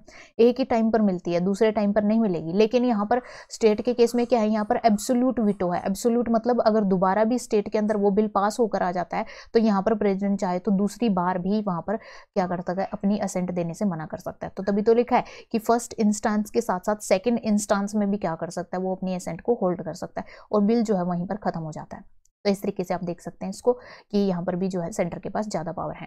लेकिन यूएस और ऑस्ट्रेलिया की अगर हम बात करें तो यहाँ पर जो है इस तरीके का कोई भी प्रोविजन नहीं दिया गया है। वो अपने स्फीयर में अच्छे से काम करते हैं, स्टेट लॉ जो है वो स्टेट के अंदर ही पास होते हैं और इस तरीके का कोई भी रिजर्वेशन जो है वो प्रेसिडेंट के नाम नहीं जाता है। तो आगे हम देखते हैं critical evaluation of the federal system. तो देखिए क्रिटिकल इवैल्यूएशन के अंदर हम देखेंगे कि जितनी भी फीचर्स हमने देखी फेडरल फीचर्स से रिलेटेड, फेडरल सिस्टम की जो फीचर्स थी और यूनिटरी सिस्टम की जो फीचर्स थी, उनके अंदर हमने देखा कि हमारी कंट्री के अंदर जो है ज़्यादातर कैसी टेंडेंसी हमें देखने को मिलती है कि ज़्यादातर पावर हमें जो है सेंटर के हाथ में दिखती है। तो उसका जो है क्रिटिकल इवैल्यूएशन किया गया है कि हमारी कंट्री में बोलने के लिए तो फेडरल सिस्टम है, लेकिन उसके बाद भी जो है इसके अंदर क्या है, काफ़ी सारी जो है यूनिटरी फीचर्स हैं। तो हम देख सकते हैं कि इसके अंदर बात की गई है कि काफ़ी सारे जो पॉलिटिकल साइंटिस्ट हैं वो क्या बोलते हैं, तो उनका मानना है कि हमारी कंट्री के अंदर जो है काफ़ी सारी यूनिटरी और नॉन फेडरल फीचर जो है वो फॉलो की जाती हैं, जिसकी वजह से ये बैलेंस जो है वो किसकी फेवर में चला जाता है, ये सेंटर की फेवर में पूरा का पूरा बैलेंस चला जाता है। तो देखिए केसी वियर जो है इनका मानना है कि हमारा जो इंडिया के अंदर जो सिस्टम फॉलो किया जाता है वो क्वाजी फेडरल है। क्वाजी फेडरल मतलब पूरा का पूरा फेडरल नहीं है, इसके अंदर जो है सेंट्रल की कुछ फीचर्स जो है वो मिक्स है को, तो ये क्या बोलते हैं इसको, क्वाजी फेडरल है। उनका आगे मानना है कि जो इंडियन यूनियन है वो unitary state with federal subsidiary federal feature है कि है तो यूनिटरी स्टेट, बस कुछ एक फेडरल फीचर इसके अंदर डाल दी गई हैं, इसीलिए इसको क्वाजी फेडरल उन्होंने बोला है। Rather than federal state with subsidiary features, rather than की एक फेडरल स्टेट जिसके अंदर कुछ फीचर जो है वो सेंटर की डाल दी जाती हैं। तो आप समझ रहे हैं कि उनका मानना ये है कि हमारी कंट्री का जो सिस्टम है वो क्या है, वो यूनिटरी है, बस एक कुछ एक फीचर इन्होंने फेडरल फीचर की फेडरल से रिलेटेड डाल दी है। लेकिन और दूसरे उसमें किससे कंपेयर किया है कि हमारा जो है फेडरल स्टेट नहीं है जिसके अंदर जो है कुछ एक यूनिटरी फीचर हो, क्योंकि इनका मानना है कि ज़्यादातर यूनिटरी फीचर हैं इसके अंदर। तो इनके द्वारा ये जो है इसका क्रिटिक इवेल्यूएशन किया गया है। आगे के संथानम का मानना है कि दो चीज़ें हैं जो एक तरीके से इसको यूनिटरी बायस बनाती हैं, मतलब इसके अंदर जो है सेंट्रलाइजिंग टेंडेंसी है वो आती है। वो किसकी वजह से आती है? एक तो देखिए इन्होंने बात की है डोमिनेंस है किसकी, सेंटर की इन फाइनेंशियल स्फेयर में किसकी डोमिनेंस है? सेंटर की। यानी स्टेट को क्या करना पड़ता है? डिपेंड रहना पड़ता है स्टेट को ग्रांट्स के लिए, किसके ऊपर डिपेंड रहना पड़ता है? सेंटर के ऊपर। यानी स्टेट को अपना काम करने के लिए जो भी पैसा वगैरह जो भी फाइनेंशियल हेल्प है वो किससे चाहिए होती है? वो सेंटर से चाहिए होती है। इसी वजह से मेन रीज़न यही है कि सेंटर के हाथ में ज़्यादा पावर आती रहती है और वो उसका यूज़ करता है। आगे देखिए एमरजेंस कहाँ से हुई थी? इसकी एमरजेंस हुई थी जब प्लानिंग कमीशन बनाया गया था। तो देखिए प्लानिंग कमीशन के अंदर पूरे के पूरे जो इंडिया है और उसके जो स्टेट्स हैं, उसके अंदर जितने भी स्टेट्स हैं, तो उसकी डेवलपमेंट के लिए क्या किए गए थे? प्लान्स बनाए गए थे और उनकी पूरी की पूरी जो डेवलपमेंटल प्रोसेस है उसको कंट्रोल किया गया था प्लानिंग कमीशन के हाथ में, कि जिस तरीके से वो पैसे अलॉट करते थे, जिस रीजन को पैसे अलॉट करते थे, उस बेस पर जो है उस तरीके से डेवलपमेंट वहाँ पर होती थी। तो इसीलिए इन्होंने इसको बोला है कि एक तरीके से प्रैक्टिकली अगर हम देखें तो इसने एक यूनिटरी स्टेट की तरह फंक्शन किया है, रेदर देन ट्राई तो इन्होंने किया है कि ये फेडरेशन की तरह काम करें, यानी जो यूनियन है और जो स्टेट है काम तो करें किसकी तरह? फेडरेशन की तरह। लेकिन अगर प्रैक्टिकली देखें कि एक्चुअल में जो फंक्शन हुआ है वो यूनिटरी स्टेट की तरह ही काम किया है, क्योंकि सेंटर के पास जो प्लानिंग कमीशन है उसके द्वारा ही कि सारी की सारी जो भी फाइनेंशियल जो भी हेल्प थी, जो भी ग्रांट्स वगैरह थी वो स्टेट को दी जाती थी, और स्टेट जो है सेंटर की मर्जी पर डिपेंड होता था कि उसको जो अपने एरिया को किस तरीके से डेवलप करना है। तो ये किसका मानना है? ये के संथानम का मानना है। तो इन्होंने इस तरीके से इसको क्रिटिसाइज किया है। लेकिन कुछ एक दूसरे जो पॉलिटिकल साइंटिस्ट है वो इससे एग्री नहीं करते। अब देखिए वो क्या कहते हैं, पॉल एप्पलबाई। तो पॉल एप्पलबाई का मानना है कि ये एक्सट्रीमली फेडरल है। एक्सट्रीमली फेडरल मतलब ज़्यादा फेडरल फीचर है इसके अंदर, यूनिटरी जो है इतनी ज़्यादा नहीं बोल सकते हम। तो एक तरीके से इसको फेडरल ही मानता है, लेकिन कुछ एक जो है यूनिटरी फीचर भी इसके अंदर है। मॉरिस जोन्स का मानना है कि ये एक तरीके से बार्गेनिंग फेडरलिज्म है, मतलब कहीं ना कहीं आपको जो है बार्गेनिंग करनी पड़ती है यहाँ पे। तो उनका ये मानना है। आगे देखिए आइवर जेनिंग का मानना है कि जो फेडरेशन इसके साथ with a strong centralising tendency, यानी जो है सेंटर की जो है इसके अंदर थोड़ी ज़्यादा पावर हो जाती है, यानी सेंटर वहाँ पर स्ट्रॉन्ग हो जाता है। लेकिन फेडरेशन तो है, मानना तो है कि फेडरेशन तो है, बस ये है यहाँ पर क्या है कि स्ट्रॉन्ग जो है सेंटर की कुछ फीचर यहाँ पर मिलती हैं। अब देखिए आगे वो कहते हैं कि ये भी क्यों है, क्योंकि मेनली जो फेडरल है with unique safeguard to enforce national unity and growth. क्योंकि ये क्यों जरूरी है? क्योंकि हमारी कंट्री के अंदर काफ़ी ज़्यादा जो है डाइवर्सिटी पाई जाती है। तो एक तरीके से जो है काफ़ी उसकी वजह से अगर हमारी कंट्री के बीच में कोई भी, हमारी कंट्री के जो रीजन है उनके बीच में कोई भी कन्फ्लिक्ट हो जाता है, तो उस केस में जो है नेशनल यूनिटी को एनफोर्स कराने के लिए और हमारे जो नेशन की डेवलपमेंट के लिए, उसकी ग्रोथ के लिए जो है हमें ये फीचर डालनी पड़ी। तो ये आगे उसको यही इसको क्या करते हैं, इसको मतलब एक तरीके से फेवर करते हैं कि ये सही है, ये फीचर सही है।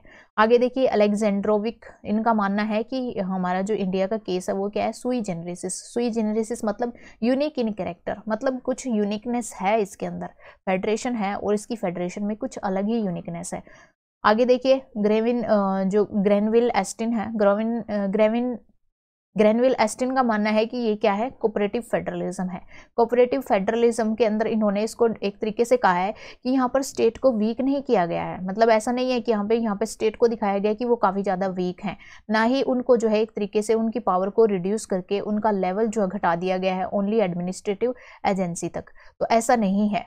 तो उन्होंने कहा है कि ये एक तरीके से जो है एक ऐसी फेडरेशन है जो इंडिया की जो पिकुलर नीड्स हैं उनको पूरा करती है, यानी इंडिया की जो अपनी अलग से जो नीड्स हैं उनको पूरा करने के लिए इस तरीके का जो फेडरलिज्म है स्ट्रक्चर जो है वो अपनाया गया है। तो एक तरीके से उन्होंने क्या बोला है, इसको कोऑपरेटिव फेडरलिज्म बोला है, जिसके अंदर स्टेट्स को वीक नहीं दिखाया गया। तो हमारी कंट्री के अंदर जो स्टेट हैं वो वीक नहीं है, वो अपने हिसाब से डिसीजन ले सकते हैं, ना ही वो सेंटर के हाथों में जो है एक एजेंसी की तरह काम करते हैं, तो उनके पास अपनी पावर है। तो यहाँ पर आप देख सकते हैं काफ़ी सारे डिस्प्यूट जब होते हैं तो वो सुप्रीम कोर्ट के अंदर भी जाते हैं।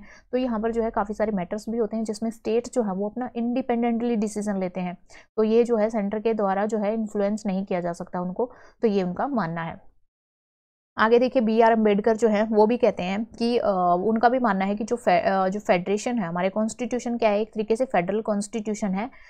जब ये ड्यूअल पॉलिटी की बात करता है, तो ड्यूअल पॉलिटी जब इसने एस्टेब्लिश की है यूनियन और स्टेट, और दोनों के बीच में जब पावर जब दी है इन्होंने, तो इसका मतलब तो यही हुआ ना कि ये फेडरेशन सिस्टम है, दोनों को पावर दी है। हमारे खुद का कॉन्स्टिट्यूशन जो है पावर ड्राइव करता है, तो जब पावर ही कॉन्स्टिट्यूशन से आ रही है तो आप कैसे बोल सकते हैं कि ये जो है सेंट्रलाइज्ड एजेंसी के साथ है। इसको क्या बोला इन्होंने, फेडरल ही बोला है।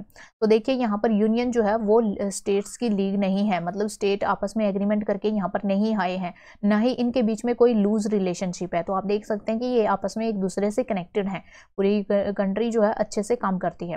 और इसी तरीके से जो है स्टेट भी कोई यूनियन की एजेंसी की तरह काम नहीं करते, ये सारी की सारी पावर जो है वो कहाँ से लेते हैं, अपनी कहाँ से लेते हैं, कॉन्स्टिट्यूशन से लेते हैं। तो आप कैसे बोल सकते हैं कि ये जो है इसकी जो है सेंट्रलाइजिंग टेंडेंसी है। तो एक तरीके से इसको फेडरल कॉन्स्टिट्यूशन, फेडरल जो है फीचर्स इसको बताया गया है हमारे इंडिया के अंदर। आगे देखिए कि दोनों के दोनों जो यूनियन और स्टेट हैं वो किसके द्वारा कॉन्स्टिट्यूट किए गए हैं, क्रिएट किए गए हैं, ये कॉन्स्टिट्यूशन के द्वारा क्रिएट किए गए हैं। तो देखिए स्टेट यूनियन के अंडर तो नहीं काम करते ना, यूनियन के अंडर काम नहीं करते, लेकिन कुछ एक पावर जो यूनियन की है वो तो फॉलो करनी ही पड़ेंगी। लेकिन फिर भी जो है ये पावर किसके द्वारा दी गई है, ये हमारी दी गई है कॉन्स्टिट्यूशन के द्वारा। तो ये अपनी जो अथॉरिटी है वो कहाँ से ड्राइव करते हैं, ये कॉन्स्टिट्यूशन से ड्राइव करते हैं। एक तरीके से जो है कॉन्स्टिट्यूशन अवॉइड करता है tight mould of federalism, tight mould of federalism को अवॉइड करता है। इसके अंदर जो है बहुत यूनिटरी फीचर्स भी हैं, फेडरल फीचर्स भी हैं। जैसे ही जैसे टाइम और सर्कमस्टेंसेस की रिक्वायरमेंट होती है उसके अकॉर्डिंग ये जो फीचर्स हैं वो बदलती रहती हैं। तो जैसे हमने देखा नेशनल इमरजेंसी के टाइम पे, तो नेशनल इमरजेंसी के टाइम पे जाहिर है कि सेंटर जो है वो स्ट्रॉन्ग होना चाहिए, तभी वो अपने हिसाब से डिसीजन ले पाएगा। अगर उस टाइम पीरियड के दौरान जहाँ पर अगर नेशनल इमरजेंसी लगी है और स्टेट जो है अपनी पावर का यूज़ करते हुए कोई ऐसा करने लग जाते हैं कि जिससे जो है हमारे जो नेशन की इंटीग्रिटी और यूनिटी को अफेक्ट होता है, तो उस केस में जो है यहाँ पर एक प्रॉब्लम क्रिएट हो सकती है। तो ऐसी प्रॉब्लम ना क्रिएट हो, इसी वजह से उस जो नेशनल इमरजेंसी का टाइम है उसको एक तरीके से वहाँ पर स्ट्रॉन्ग सेंटर के हाथ में दे दिया गया है, ताकि सेंटर उस हिसाब से डिसीजन ले सके और हमारी कंट्री की जो यूनिटी है उसको बनाए रखा जा सके। तो एक तरीके से उन्होंने क्रिटिसिज्म जो है, जो कि ओवर सेंट्रलाइजेशन बोला है, उसको नहीं माना है। इसको इसीलिए नहीं माना है क्योंकि इन्होंने बताया कि दोनों के दोनों जो कॉन्स्टिट्यूशन के द्वारा बनाए गए हैं और दोनों की पावर जो अथॉरिटी वो भी कॉन्स्टिट्यूशन से आती है, और जो है सिर्फ टाइम और सर्कमस्टेंसेस की वजह से ही थोड़ी सी इसके अंदर यूनिटरी फीचर आ जाती हैं, अदरवाइज ये फेडरल सिस्टम की तरह ही काम करता है। आगे देखिए ये भी आगे ये कहते हैं कि जो लेजिस्लेटिव और जो एग्जीक्यूटिव अथॉरिटी हैं दोनों की, सेंटर की और स्टेट की, दोनों की क्या की गई हैं, डिवाइड की गई हैं कि लेजिस्लेचर वो अपना काम करेगा, एग्जीक्यूटिव अपना काम करेंगे। तो एक तरीके से दोनों के बीच में ये डिवाइडेड है। सेंटर अपने लिस्ट पर जो है यहाँ पर लॉ बनाते हैं और स्टेट भी जो है वो भी क्या करते हैं, अपनी लिस्ट पर यहाँ पर लॉ बनाते हैं। तो देखिए स्टेट जो है जहाँ पर उनकी लेजिस्लेटिव और एग्जीक्यूटिव जो अथॉरिटी होती है वहाँ पर इंडिपेंडेंट तरीके से काम करते हैं, वो जो है सेंटर के ऊपर डिपेंड नहीं है। अगर उनको जो है किसी भी मैटर से रिलेटेड, एग्रीकल्चर से रिलेटेड कोई भी लॉ बनाना है तो ये अपने हिसाब से बना सकते हैं। यहाँ पर जो है सेंटर के ऊपर डिपेंडेंट नहीं है वो, तो ये एग्रीकल्चर के ऊपर जो है अपने लॉ बना सकते हैं। इसी तरीके से ये जो है अपने मैटर में को इक्वल है, यानी सेंटर जो है वो अपने मैटर्स में को इक्वल है, अपने मैटर में अपने राइट का यूज़ कर सकता है। इसी तरीके से स्टेट भी जो है वो अपने राइट का यूज़ करते हुए कोई भी जो है यहाँ पर कानून वगैरह बना सकते हैं। तो एक तरीके से जो है ये सारी की सारी पावर जो है वो सेंटर के हाथ में नहीं है, तो इसको आप जो है ओवर सेंट्रलाइजेशन नहीं बोल सकते।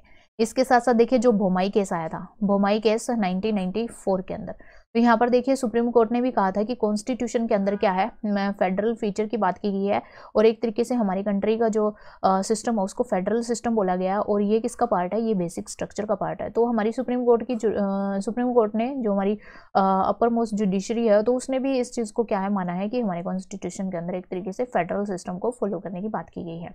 हालांकि हम देखते हैं कि हाँ भाई ग्रेटर पावर जो है हमारी मोस्टली जो है सेंटर के पास रहती हैं, लेकिन इसका मतलब ये भी नहीं है कि जो स्टेट केवल एजेंसी की तरह काम करते हैं सेंटर की, तो ऐसा नहीं है, सेंटर की एजेंसी की तरह काम नहीं करते हैं। हालांकि हमने देखा है कि हाँ मोर पावर किसके पास है, सेंटर के पास है, लेकिन फिर भी जो है यहाँ पर स्टेट भी बिल्कुल अच्छे से काम करते हैं। उनकी जो है इंडिपेंडेंट को कॉन्स्टिट्यूशनल एग्जिस्टेंस है, मतलब कॉन्स्टिट्यूशन के अंदर इंडिपेंडेंटली एग्जिस्ट करते हैं ये, यानी ये सेंटर के जो है सैटेलाइट और एजेंट की तरह काम नहीं करते, यानी स्टेट जो है वो सेंटर के एजेंट की तरह काम नहीं करते, उनके सैटेलाइट की काम नहीं करते, बल्कि वो अपने एरिया के अंदर जो उनका स्फेयर होता है उसके अंदर सुप्रीम होते हैं। सुप्रीम मतलब अपने एरिया के अंदर वो जो है आराम से अपने डिसीजन ले सकते हैं जो भी उनके मैटर हैं। ड्यूरिंग इमरजेंसी के टाइम पर जो है सेंटर जो है क्या करता है, सेंटर के पास ओवर रिडन पावर होती है। ओवर रिडन मतलब वो उनको क्या कर सकता है, उसकी जो फेडरल फीचर है, मतलब जो भी फेडरल से रिलेटेड जो भी सब्जेक्ट है हमारे स्टेट लिस्ट भी, उनसे उनके ऊपर भी जो है यहाँ पर सेंटर लॉ बना सकता है। लेकिन इसका मतलब नहीं है कि ये जो है फेडरल फीचर को क्या कर रहा है, डिस्ट्रक्ट कर रहा है, तो ऐसा नहीं है। तो जैसे ही इमरजेंसी फिनिश होगी वहाँ पर दोबारा से वही फेडरल सिस्टम जो है फॉलो होगा। तो हम कैसे बोल सकते हैं कि ये जो है इमरजेंसी के दौरान पर जब ऐसा होता है तो एक तरीके से ये जो है फेडरल फीचर को क्या करता है, डिस्ट्रक्ट करता है। तो ये ऐसा नहीं है, तो इसको भी इन्होंने क्या किया, डिफेंड किया है।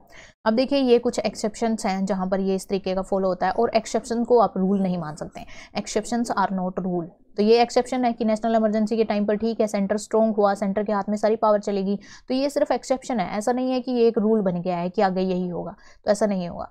तो देखिए इंडिया के अंदर जो भी फेडरल सिस्टम जो है वो फॉलो किया जाता है वो एक तरीके से जो है अपने आप से ही निकल कर आया है।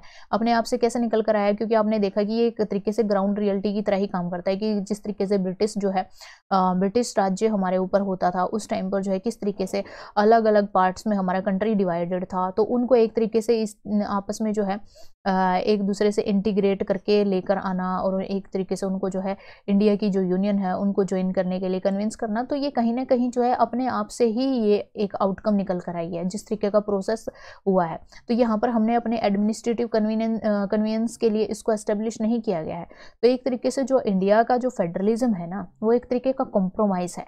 कॉम्प्रोमाइज क्या है, बिटवीन टू कन्फ्लिक्ट कंसिडरेशन। अब कॉम्प्रोमाइज कैसे है, क्योंकि नॉर्मल डिवीजन ऑफ पावर होता है तो उसके अंदर क्या करते हैं कि स्टेट जो है अपनी ऑटोनॉमी को एंजॉय भी तो करते हैं, अपने जो स्फेयर है उनको जो दिया हुआ है तो उसके अंदर अपनी ऑटोनॉमी को एंजॉय करते हैं। वो ऐसा नहीं है कि हर काम जो है उनको सेंटर से पूछ कर करना पड़ता है। तो यहाँ पर बस कुछ एक जो है नेशनल इंटीग्रिटी जो है उसको बनाए रखने के लिए, यूनिटी बनाए रखने के लिए हमारी कंट्री की, तो यहाँ पर स्ट्रॉन्ग जो यूनियन गवर्नमेंट है उसको एस्टेब्लिश किया है विद अंडर एक्सेप्शनल सर्कमस्टेंसेस। जब कुछ अलग सर्कमस्टेंसेस होते हैं ओनली उन्हीं कंडीशन में तो किया है, अदरवाइज तो आपके पास पूरी की पूरी ऑटोनॉमी है कि स्टेट यहाँ पर अपने डिसीजन खुद ले सकते हैं। तो एक तरीके से जो है ये ग्राउंड रियलिटी से जुड़ा हुआ है, किसी तरीके की कोई एडमिनिस्ट्रेटिव कन्वीनियंस के लिए इनको एस्टेब्लिश नहीं किया गया है। तो ये पावर जो है एक तरीके से अपने आप से जो है ये फेडरल सिस्टम जो है वो इस तरीके से पावर में आ गया है। अब देखिए यहाँ पर कुछ एक ट्रेंड्स दिए गए हैं जिनसे ये रिफ्लेक्ट होता है कि हमारे स्टेट्स के पास काफ़ी पावर है और वो जो है एक तरीके से रिफ्लेक्ट करते हैं फेडरल स्पिरिट को, कि किस तरीके से जो है स्टेट काम करते हैं और अपनी फेडरल जो पावर्स हैं उनका यूज़ करते हैं। आप देखिए कि टेरिटोरियल डिस्प्यूट होते हैं, जैसे कि बिटवीन स्टेट्स के बीच में टेरिटोरियल डिस्प्यूट होते हैं, जैसे कि महाराष्ट्र, कर्नाटका और बेलगाम। यानी बेलगाम जो रीजन है जो कि कर्नाटका के रीजन के अंदर आता है, दोनों के ऊपर किसका डिस्प्यूट होता है, महाराष्ट्र और कर्नाटका का। उनके वो डिस्प्यूट तभी तो कर सकते हैं जब उनके पास कुछ पावर और कुछ अथॉरिटी है, तभी वो डिस्प्यूट कर सकते हैं। अदरवाइज अगर सेंटर के हाथ में सारी पावर होती थी इनको कोई मतलब ही नहीं बनता था कि ये जो है एक दूसरे से कोई भी डिस्प्यूट कर सकें। तो ये एक दूसरे से डिस्प्यूट इसीलिए कर सकते हैं क्योंकि इनके पास अपनी जो है इनको कुछ पावर दी गई है और उस पावर का यूज करते हुए इस तरीके का डिस्प्यूट इनके सामने निकल कर आता है। ऐसे ही dispute between states sharing water river का जो वाटर होता है उसको शेयर करने से रिलेटेड भी काफी सारे डिस्प्यूट होते हैं। आप देखते हैं कावेरी वाटर के ऊपर भी है और बहुत सारी रिवर है जिनके ऊपर भी डिस्प्यूट होते हैं। तो देखिए कावेरी रिवर जो फॉलो करती है कर्नाटक और तमिलनाडु के अंदर, दोनों को जो है दोनों के बीच में डिस्प्यूट होता है कि ज्यादा वाटर हमें मिलना चाहिए, ज्यादा वाटर हमें मिलना चाहिए। तो एक तरीके से जब ये डिस्प्यूट होता है कहीं ना कहीं वो जो है उसके ऊपर अपना राइट शो कर रहे हैं, अपना जो है अपनी जो पावर्स का यूज कर रहे हैं, इसी वजह से तो कर रहे हैं तो यहाँ पर भी सेंटर, ऐसा नहीं है कि सेंटर जो है इनको किसी भी तरीके से जो है यहाँ पर दबाव क्रिएट कर रहा है कि आप इस तरीके का कोई डिस्प्यूट नहीं कर सकते, बल्कि इनके डिस्प्यूट को सुना जाता है कि हाँ, और उसको सुलझाने के लिए प्रयास भी किए जाते हैं सेंटर के द्वारा। तो एक तरीके से आप देख सकते हैं कि इसके लिए जो है अलग से ट्रिब्यूनल जो है वो बनाए जाते हैं। तो ये ट्रिब्यूनल जो है वाटर डिस्प्यूट को सेटल करने से रिलेटेड बनाए जाते हैं। तो यहाँ पर देखिए कि सेंटर जो है यहाँ पर क्या करता है, इनको डिस्प्यूट को सुलझाने का काम करता है, ना कि उनके ऊपर जो है किसी भी चीज़ का दबाव बनाता है कि आप इस तरीके से लड़ झड़ नहीं सकते और सारा वाटर हमारा है और कावेरी रिवर हमारी है, सेंटर के हाथ में है, आप इसको इस तरीके से यूज नहीं कर सकते। तो ऐसा नहीं है। आगे देखिए इमरजेंस ऑफ रीजनल पार्टी। तो अगर सारा की सारी पावर अगर सेंटर के हाथ में होती तो यहाँ पर कोई भी रीजनल पार्टी जो है कभी भी पावर में नहीं आ सकती थी। जैसे कि हम देखते हैं आंध्र प्रदेश, तमिलनाडु और दूसरी जो स्टेट्स हैं उनके अंदर जो है काफ़ी सारी जो रीजनल पार्टीज हैं वो उभर कर सामने आती हैं। जैसे आप पार्टी है, ठीक है, इसी तरीके से जेजेपी पार्टी जो है, इस तरीके से आप देख सकते हैं कि ये काफ़ी सारी पार्टीज हैं जो उभर कर सामने आती हैं। रीजनल पार्टी है, बाद में जो ये स्टेट पार्टीज बन जाती हैं, फिर उसके बाद जो है ये नेशनल पार्टीज भी बन जाती हैं। तो ये काफ़ी सारी पार्टीज जो पावर में आती हैं वो किस वजह से आती हैं? क्योंकि उनके पास अपने कुछ राइट्स हैं, कुछ पावर है, तभी तो आती हैं। अगर सेंटर के हाथ में होता तो वो किसी पार्टी को पावर में आने नहीं देती।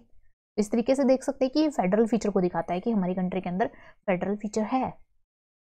आगे देखिए क्रिएशन ऑफ न्यू स्टेट, नए स्टेट बनाने पड़ते हैं जब राज्य डिमांड करते हैं कि हाँ मिजोरम जैसे झारखंड ये बनकर आए हैं, इसी तरीके से तेलंगाना बनकर आया है, तो वहाँ के लोग क्या करते हैं, डिमांड करते हैं कि हमें अलग से राज्य चाहिए, तेलंगाना आंध्र प्रदेश से अलग किया जाए। तो एक तरीके से अलग से डिमांड की है उन्होंने। तो ऐसा नहीं है कि यहाँ पर जो है सेंटर जो है यहाँ पर अपनी मनमानी यहाँ पर करता है। तो यहाँ पर देखिए लोगों की बात भी सुनी गई है और एक तरीके से जो है स्टेट्स की बात को सुनते हुए यहाँ पर अलग से स्टेट का क्रिएशन भी किया गया है काफ़ी बार। Demand of the state for more financial grant from the centre, centre से डिमांड करते हैं कि हमें इतना पैसा दो, इतना पैसा दो। उनका राइट है, तभी तो वो डिमांड करते हैं सेंटर से कि हाँ वो अपने पावर को यूज़ करते हैं, अपने स्फेयर का यूज़ करते हैं। अदरवाइज उनको पैसे की क्या जरूरत है, क्या जरूरत है? अगर वो जो है एक तरीके से सेंटर के हाथ में काम करते हैं तो सेंटर जितना चाहे पैसा दे सकता है और ना चाहे तो नहीं भी दे सकता। अगर सेंटर ही के हाथ में सारी पावर होती तो एक तरीके से देख सकते हैं कि यहाँ पर जो है वो अपने कार्य को करने के लिए जो भी उनके मैटर्स हैं उनको, उनसे रिलेटेड कोई भी अगर उन्होंने कानून बनाना है, उनको इम्प्लीमेंट करना है, तो उसके लिए वो जो है सेंटर से ग्रांट भी मांगते हैं। असर्शन ऑफ ऑटोनमी के लिए भी वो क्या करते हैं, असर्शन करते हैं कि किसी भी तरीके की कोई भी इंटरफेरेंस नहीं होनी चाहिए सेंटर की। यानी जो है स्टेट ये बोलते हैं कि हमारे इस मैटर में जो है जो सेंटर है वो इंटरफेयर ना करे। इस तरीके के काफ़ी मुद्दे भी उठ कर आते हैं। तो ये भी आप देख सकते हैं कि काफ़ी न्यूज़ में रहते हैं। सुप्रीम कोर्ट ने भी क्या किया है कि कुछ लिमिटेशन लगा दी गई हैं किसके ऊपर, प्रेसिडेंट रूल, जो कि आर्टिकल 356 के अंदर आता है। कि कई बार क्या कर देता था सेंटर, क्या कर देता था यहाँ पर स्टेट सेंटर के अंडर काम नहीं करता था तो उसको क्या कर दिया जाता था, उसकी जगह प्रेसिडेंट रूल लगा दिया जाता था। और सुप्रीम कोर्ट ने क्या किया है कि इसके लिए लिमिटेशन लगा दी गई है कि आप इस तरीके से जो है प्रेसिडेंट रूल नहीं लगा सकते, इस टाइम से ज़्यादा पीरियड के लिए नहीं लगा जा सकते। तो इस तरीके के काफ़ी सारे प्रोविजन जो है वो सुप्रीम कोर्ट के द्वारा किए गए हैं। तो एक तरीके से देख सकते हैं यहाँ पर जो है फेडरल फीचर को सुनिश्चित करने की बात की गई है। तो यहाँ पर ये हमारा चैप्टर फिनिश होता है। If you like the video then please like, share and subscribe our channel and press the bell icon for the further notification of the video. Thank you for watching the video and take care of yourself and God bless you. Subscribe now and press the bell icon. Never miss an update.